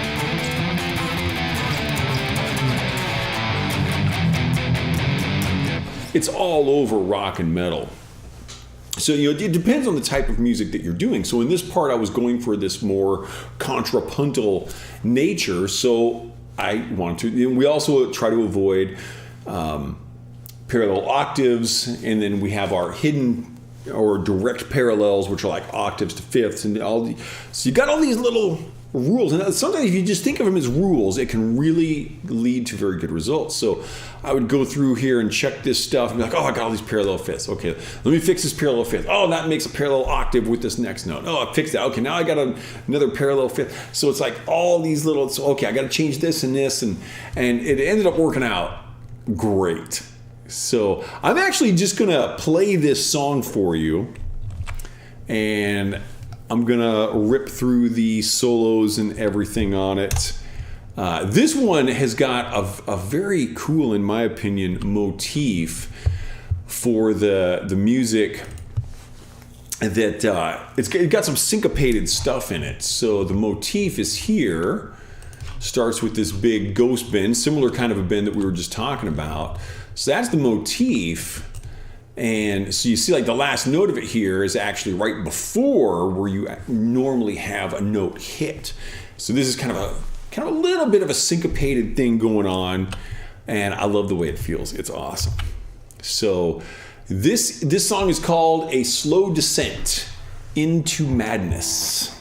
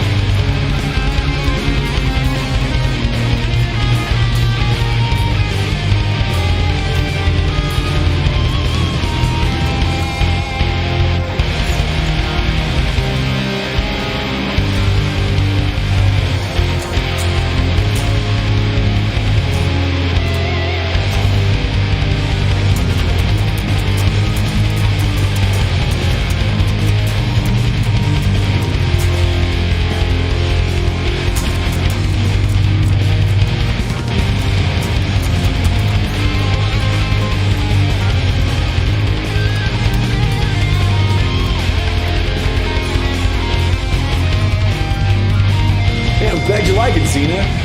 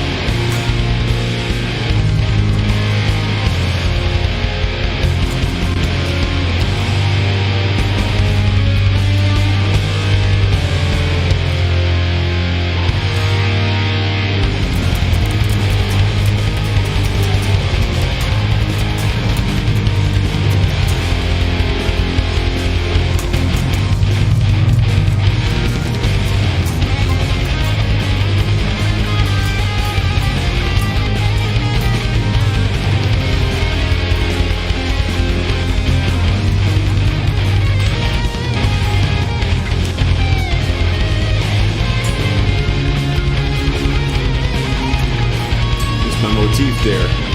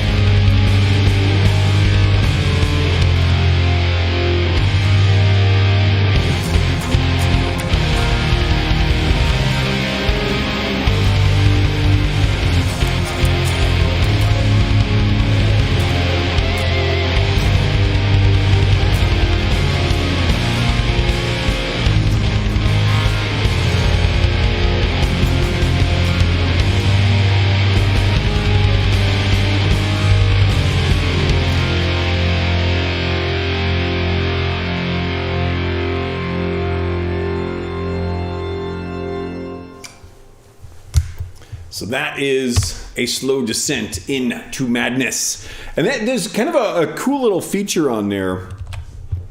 Actually, this is actually the second time in all of my albums that I've done this. It's a cool concept.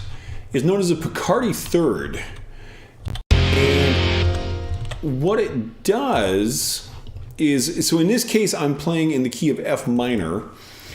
And so I resolve that minor to a major chord. If we just listen to the organ, we'll really hear that.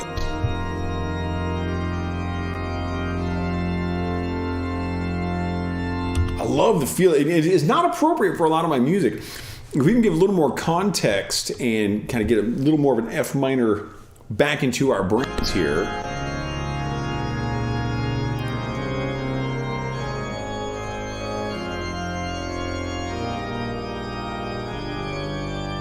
Three-part counterpoint here.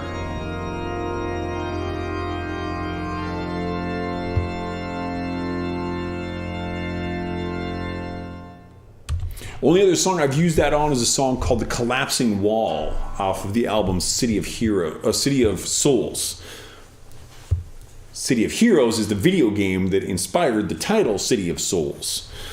Maybe I should play some video game on stream. I did one time do a video game stream, and I think there was like one person was watching. It was back when I was first streaming. I usually don't have more than like 2 or 3 people watching anyway, but I don't mind that because I just love doing music, and the people who do watch are freaking awesome, except for that one guy who wanted us to all go find hot girls. Okay, if you're still watching, you're still a jerk. Everyone else is cool though. Probably a bot. Whatever. What happened to my guitar? Am I still making sounds here? I am. Okay. Oh, it's because it's probably not turned on for that part of the song. Oh, because I soloed the organ. Got it. So anyway, so that's that. Is there anything else I want to work on here tonight? Let's actually take this little section. So this is the other slow song on here. This is called "Are You Sure You're Not a Product of My Imagination?" Because I just have fun song titles like that. And again, I felt like this should be that kind of backed off distortion kind of a feel. Let's just play this and see what's going on here.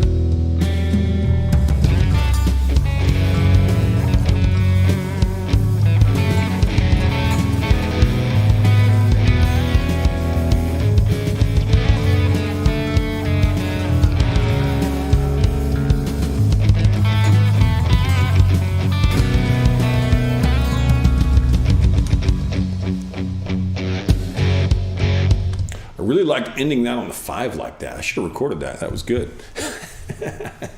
And again, in case I didn't come through clearly when I was playing, again, Xena, thank you for the compliment on the 9-part counterpoint. I really appreciate that.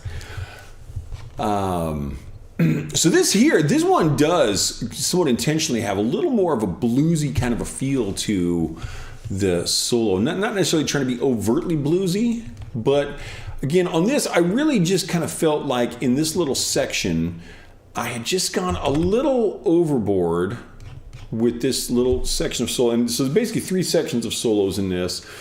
And on this one and another one, I felt like I went just a little bit overboard on just having too many notes. And it didn't feel quite right, because it is a pretty laid back piece of music. More fun syncopation in this. I was talking about syncopation earlier with my motif on Slow Descent into Madness. So this one's got some very syncopated chords going on here. You hear these actually hitting in between the drums.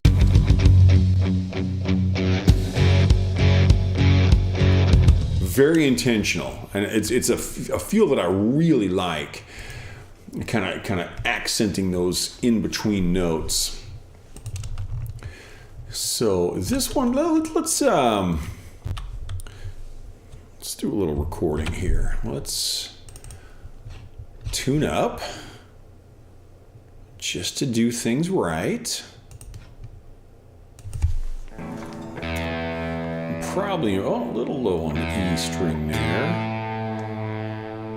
Oh yeah. I mean, when I say I'm a little low, I'm talking like, 1 or 2 hundredths of a fret worth out of tune. I try to be pretty tight with my tuning.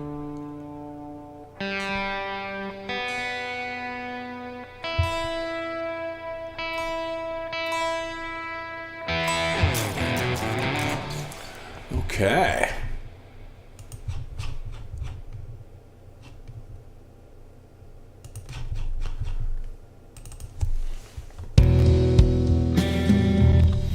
And I'm actually going to do something here to hopefully get this to stop jumping around some of the way it's doing.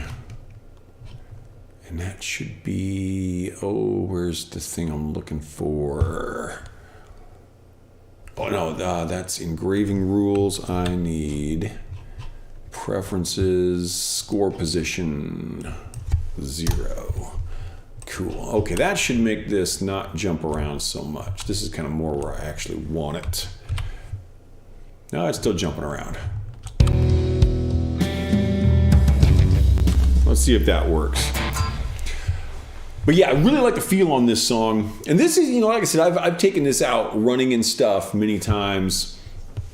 And like on Incomprehensible Isolation, I don't know how many hundreds of miles I ran listening to that sucker. A lot of hundreds of miles. I wore like 3 pairs of shoes out just listening to that album running. And I generally run about 6 miles a day during the warmer season. There's ice out now, so I don't run in the ice, but rope jumping in the winter. And just day after day, I'd go out and listen to that album while I was running, usually 6, 7 miles at a time. And like on that, I've only got one really kind of slower song, which is called Unknown Acquaintances and Lonely Strangers. And it feels really good to have that kind of, so it's not just high energy all the way through. I like my songs to have a bit of an ebb and flow, which is why I change keys, why I change instrumentation, why I change tempos and all of these things. So it's not just this kind of one trick pony. There's certainly bands out there like that. They're not my favorite bands, but they're out there, and some of them pull it off very well. But I like the ebb and flow. So let's record this and see what we can do with it. Nope, messed that up.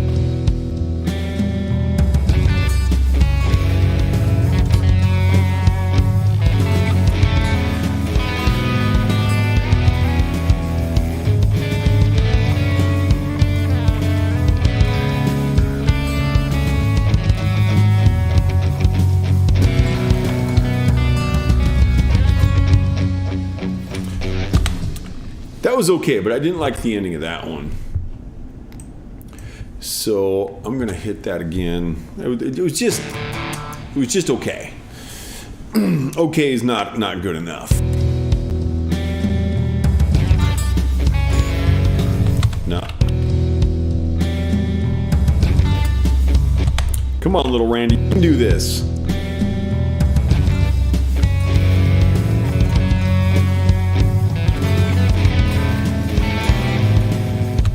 Nope.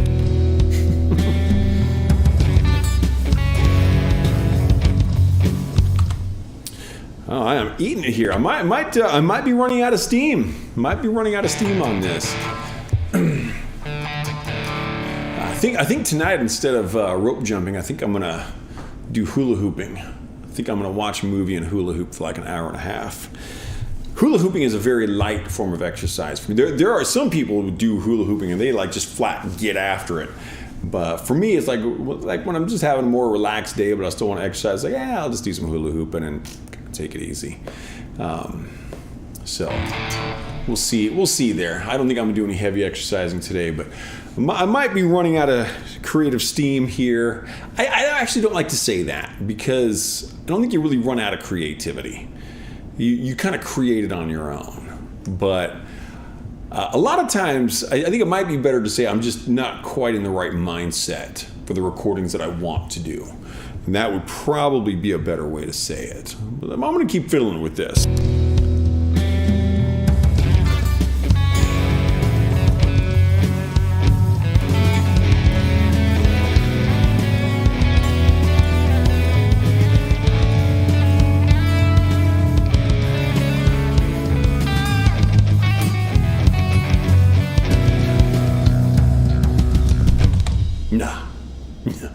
No, definitely not. Let's listen to that. Love the motif in this one.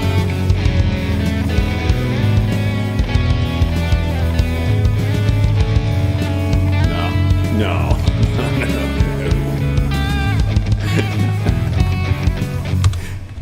Who played guitar on that? Was that me?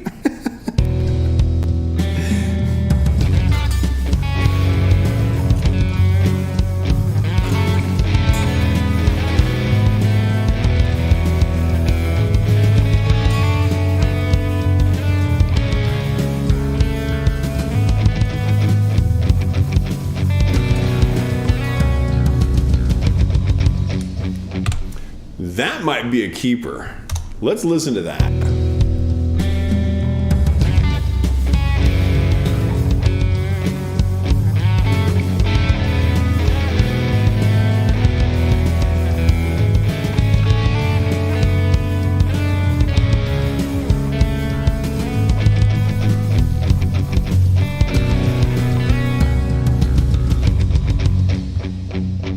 That's not bad.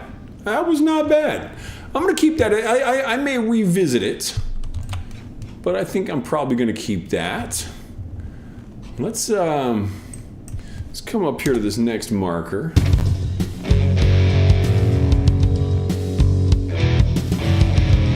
Okay, so this is basically the same kind of stuff, just kind of a longer portion. And this is kind of a cool thing. I took the motif and I moved it up a fifth. And playing it up a fifth, basically, it's a very similar feel. And then later on, I hit, I'll go wherever I want from there. But, so it's kind of a cool feel. Let's, you know what, let's just hit record and see what happens. Why not, right?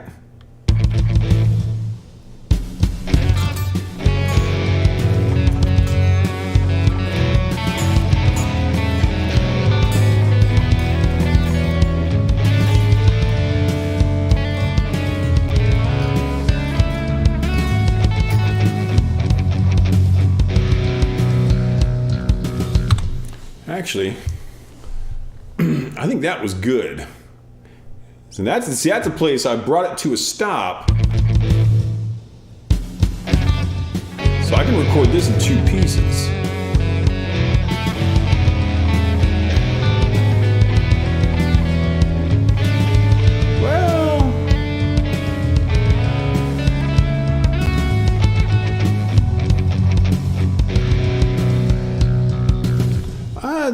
I'm not gonna keep that. That was close. That was not bad by any means. I think I can do better, but that was certainly not bad. If I had kept that, it would not be like an upsetting thing, I think, for most people. Let's try again here.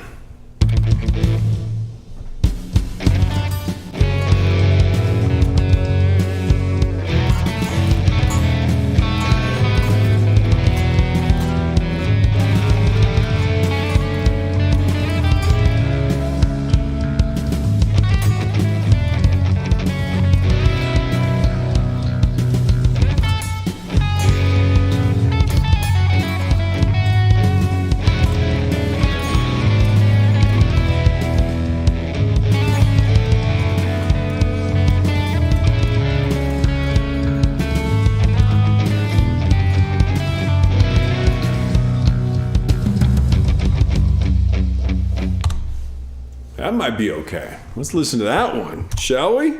Yes, we shall.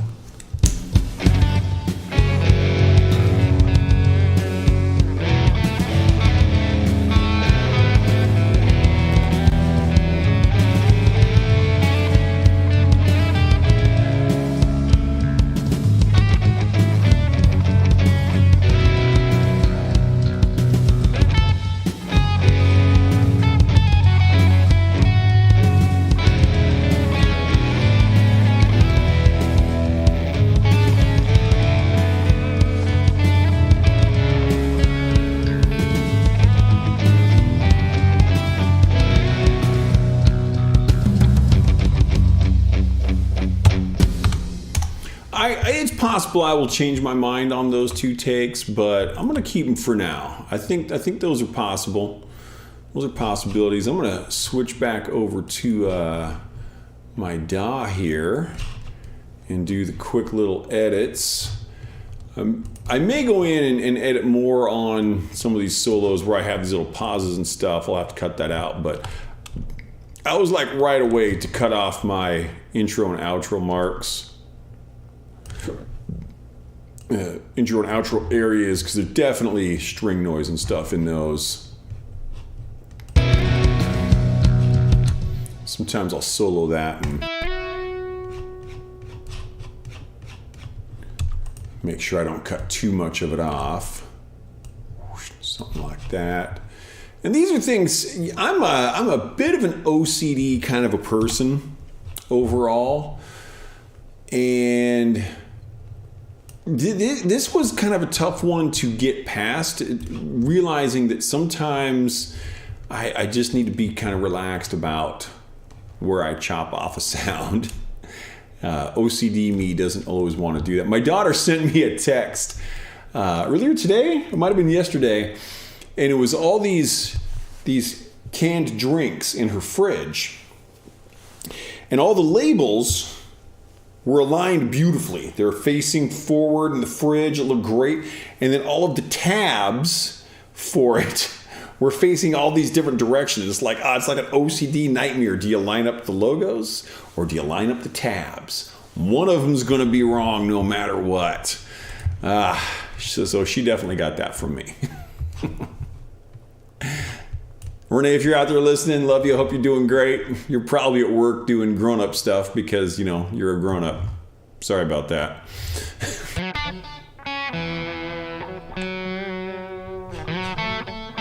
Sometimes it's fun just to listen to the one instrument. I've been very fortunate as a musician with some of the things I've kind of been granted access to. And some of this stuff, it's not hard to find if you look for it, but I've listened to a lot of multi-track recordings of various artists. And it's interesting, particularly with singers, if you listen to a singer who might sound just absolutely great, and then you solo their voice, so you're hearing just their vocal, sometimes you realize they're not nearly as good a singer as you thought. And then sometimes you're like, wow, this person is amazing. So like Bruce Dickinson of Iron Maiden. Wow. That dude his vocal technique is just unimpeachable. It's so good. And they call him the air raid siren for a reason. And it's very appropriate when you it's like you listen to that, and just from listening to him, I can tell that he, from a technique perspective, he can rival any opera singer on the circuit. I mean, his technique is just that solid. I listened to some solo tracks of David Lee Roth. And David really, technique-wise, was not a great singer. But the thing is, sometimes you don't gotta be. He was the perfect person for Van Halen. And I like his singing. I don't want this to sound like I'm putting down his vocal quality or anything. I think he was absolutely perfect for what they did in Van Halen. He was the right person. But he was one I was like, I kind of expected to hear just a little. It's like, oh, that wasn't quite what I thought I was going to hear, quality-wise. When we take the other instruments away, still perfectly appropriate. And if you listen to Tom Waits or Bob Dylan, clearly even inside of context, these are musicians that they are not great singers. But I'll tell you what, someone else doing Tom Waits' music just doesn't work. I mean, Bruce Dickinson doing Tom Waits' music, nah. Tom Waits was the right person to do Tom Waits. Nick Cave, another one. I just love what Nick Cave does. But, we're not listening to him because of his superior vocal technique. It's because his songs are freaking awesome. First time I heard Nick Cave was the song O'Malley's Bar. And if you're not familiar with it, it's basically the story of a guy who walks into a bar, orders a drink, kind of gets snubbed a little bit by the bartender, so he kills everyone in the bar, all 14 people.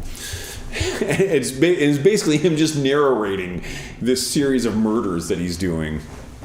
And if you're into really wacky kind of horror story type of music, Nick Cave is someone you should definitely check out. But yeah, and then I like the whole kind of soloing of instruments. Be like, did I actually play this well, or does it just sound good because it fits with the music? So it's like, okay, this is guitar. Does it stand alone?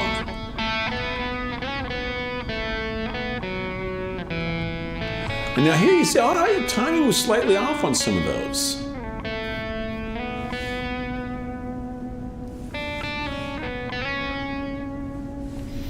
And so there, it's like, context can definitely matter. It's like that last note that I played is not a resolution of itself, but I played that note on purpose because this guitar gives us the resolution. So the context sometimes really does matter. That was a very intentional note choice. And overall, played reasonably well. But not perfect. But I think for this, it works. Just kind of like David Lee Roth's voice. Didn't have to be perfect to work for Van Halen.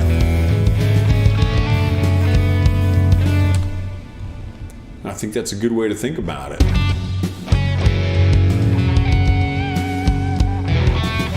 I like the harmonic I did on this one. This was my original take that I'm keeping for the very first solo.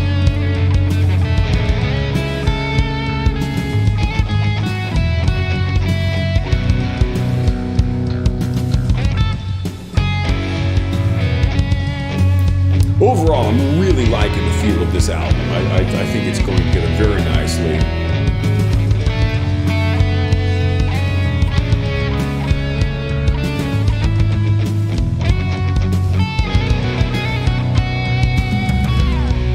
Yeah, I'm definitely keeping that.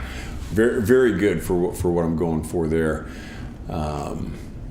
I think my favorite song on this is probably the title track, Get to Know You Paraphrenic, which I will not be playing tonight. Lost at Sea is also, that one's got this kind of triplet feel going on. Aggression, yes.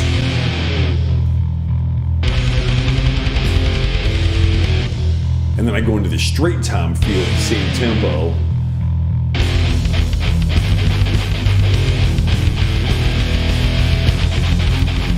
Change of pace with the type of notes I'm playing. Back to the triplets. And more aggression. Kind of makes you want to go out and start stabbing stuff with a sword, man. But then I'm kind of crazy too, so don't stab people. This is your friendly reminder to not stab people because it's impolite. Thank you for watching The Mad Poet. Thought I was someone else. Well, I don't even remember what's going on with that. Oh, this was kind of an interesting one. From a compositional perspective, when I was doing this section here, like I said, I normally write drums first. So I had written these drums in, and I started composing along to that, and I just hated it. I probably rewrote this like 6 times. And I finally settled on these guitars. And so let me play this Sans Orchestra. So if I mute the orchestra here, which is all synth orchestra, I don't have access to an actual orchestra.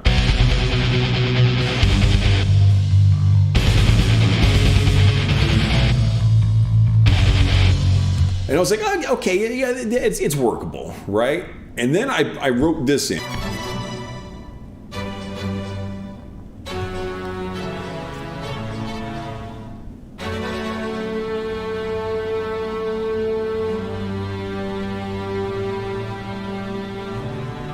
And when I put those together, I was like, oh, okay, yeah, I'm digging this.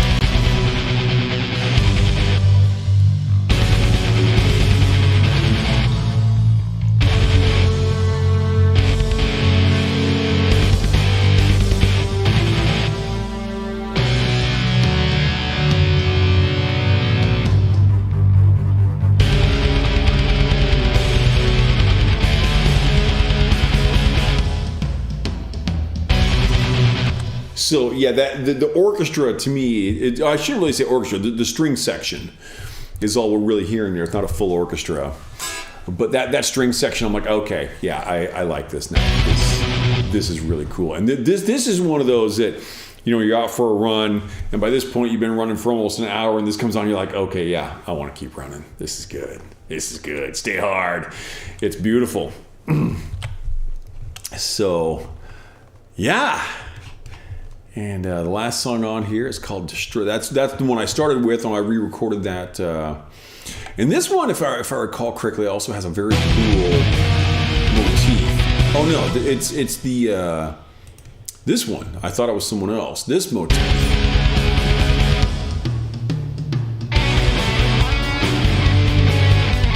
So that little thing, I really felt I hit this one. Well, I'm not. I don't have my guitar turned on. If this is my first time playing guitar, you'll have to excuse me.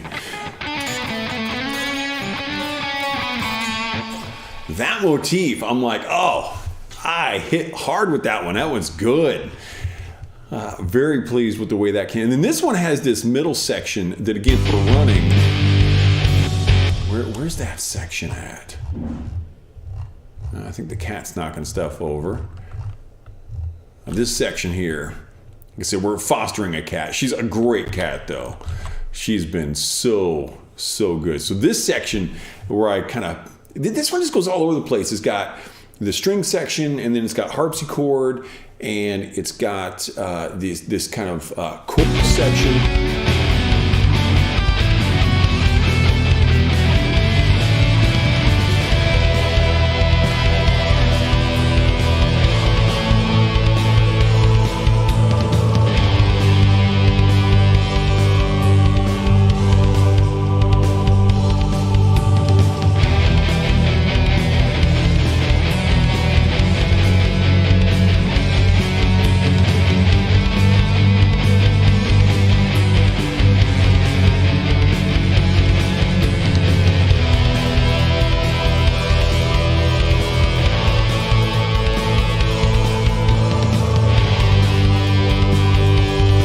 So this is another one of those songs that basically, like when I was composing it, it was like, I don't know if I'm really going to like this song. And when I got done, I'm like, oh, this song is great. This is one of my favorites. I definitely have a lot of songs of my own in my favorites list. But this one, it just came out really well. Yeah, and then this song just has one of my great song titles, Barfing Blood from My Eyes.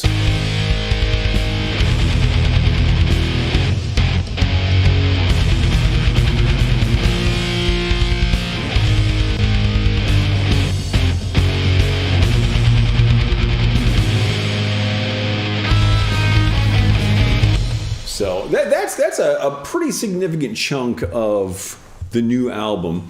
Man, there is like so many people coming in on Nemo tonight. Thank you all very much for being here. That's looking good. I like actually, because Nemo, every time someone shows up, it shows me that a new person has come into the chat. And Nemo, I believe, is a Vietnamese platform, so most of these names I really can't even pronounce. But we do have Marlon, Jessica, Bavesh, Ellie, Natosha. If I'm pronouncing these incorrectly, my apologies. Marinda, Tequila. Oh, that's a cool name, Tequila. Adamola, Ontario, Donette, Christiana, Janessa. There's some great names in here. Sanchez, Kaylee, Zeb, Alford, Nicolo, Ajit, CJ, Roger, Tyria. Probably going to butcher this one. Olowatosin, Langston, Mr. Haba, Kaylin Quinn. And a lot of these have like accent marks and stuff, so I'm probably saying them. There's just, so many people coming in from here tonight. So really appreciate, just getting kind of a really broad spectrum of people coming into these shows. And I kind of feel like continuing to go here, but I also feel like I'm going to need to get something to eat and do some exercising. But I think that, I don't know if I got anything going on tomorrow, but I may try to do another stream tomorrow and work on some of the composition for Sailing Upon an Ocean of Blood. Because there's a part of the reason that I want to put that on this album is that it starts with a contrapuntal organ. And so the album starts with the contrapuntal organ and choir on Slow Descent into Madness. And then if I make the last song also start with a similar contrapuntal feel, I think that could be a good kind of well-rounded thing. And considering that I made you guys wait 2.5 years for my newest album to come out, I should probably give you a nice long one here. And then I am composing albums 67 and 68 currently. 68 will be one of the asymmetric writing series, so it'll be a single song that's 52 minutes, 25 seconds long. And I've probably written about a third of that. Maybe closer to half, because some of those portions will be repeated in the song. And that's feeling really good. I already know who that's going to be dedicated to. And then for album 67, it's going to be called Twice Upon a Time. And, you know, I've talked about how I have these songs that I dedicate to people. I'm gonna switch it up a little bit on there, and I'm actually doing a song that I'm calling it a tribute song. It is dedicated to and is a tribute to a former mentor of mine who passed. And his name is Ron Smith. And Ron is the person that I actually credit with turning me into the guitar player I am today. Now, I mentioned earlier Kevin, who's a longtime guitar teacher. Kevin has taught me more than any other individual by far. But Ron Smith is a person who made a statement to me. And after thinking about that statement, I changed the way I play guitar and the way that I approach playing guitar. And the story was, I was 17, and I was playing Hell's Bells by AC/DC. And I was playing kind of a simplified version of it. And I was over at Ron's house, and Ron said, Randy, you're playing that wrong. And I said, yeah, I know, but it's easy. And he said, if I were starting over knowing what I know now, I would play everything the most challenging way I could find to play it. I would never look for the easy way to play something. And he wasn't saying do things the hard way. He was saying always go for the challenge. And I thought about that for a couple hours. And I was like, yeah, I need to do that. I absolutely need to do that. So I did. And so I learned how to play Hell's Bells correctly. Sounds much better that way. I don't tend to do other people's work on here very much. Coy and Bob is the only one I've ever done. I did do Three Blind Mice, but that's in the public domain. So I'm not going to play AC/DC here tonight. But that idea of never back down from the challenge. Always go for the more challenging way to play your instrument. And that has done me so much good. So much. Because that's a lot of this stuff that I'm playing here, there's no way to simplify it. You know, this stuff, I'm playing it the simplest way there is to play it. And it's still you got to be pretty on top of things to play that. I see we just had a Quintus enter the chat on Nemo, and I love the name Quintus. I'm a big fan of the show Spartacus, which came out I think in like 2010. It went for 4 seasons, and Quintus Lentulus Batiatus was the slave owner. And I don't like slave owners, but the guy that played him, John Hannah, just made that character come to life so much. I mean, it was great when Spartacus finally killed him. It really was, because he's a slave owner, and slave owners should die. Slave owners probably find that to be an unpopular opinion, but I don't care what they think, because slavery is bad. Let's just go down that path. But man, such a great character in the show. So great name. Yeah, we just got so many people. I like feel bad that I'm thinking about signing off. Because I got so many people coming in. Abraham, Quincy, Lashone, Jerica, Quintus, Quincy, Brecken, Savannah. I used to have a student named Brecken. She was think it was like 7 years old. She was so cute. So let's just play one more song here, and then I will kill it for the night. I'm going to play the last song on the album. Actually, you know what? Let's play I Thought I Was Someone Else, because that one just got such a fun motif in it. So let me mute that. A little of this, little of that. Where are we at here? Okay, so this is I Thought I Was Someone Else. And I haven't practiced this for a while, so let's see how I do with it.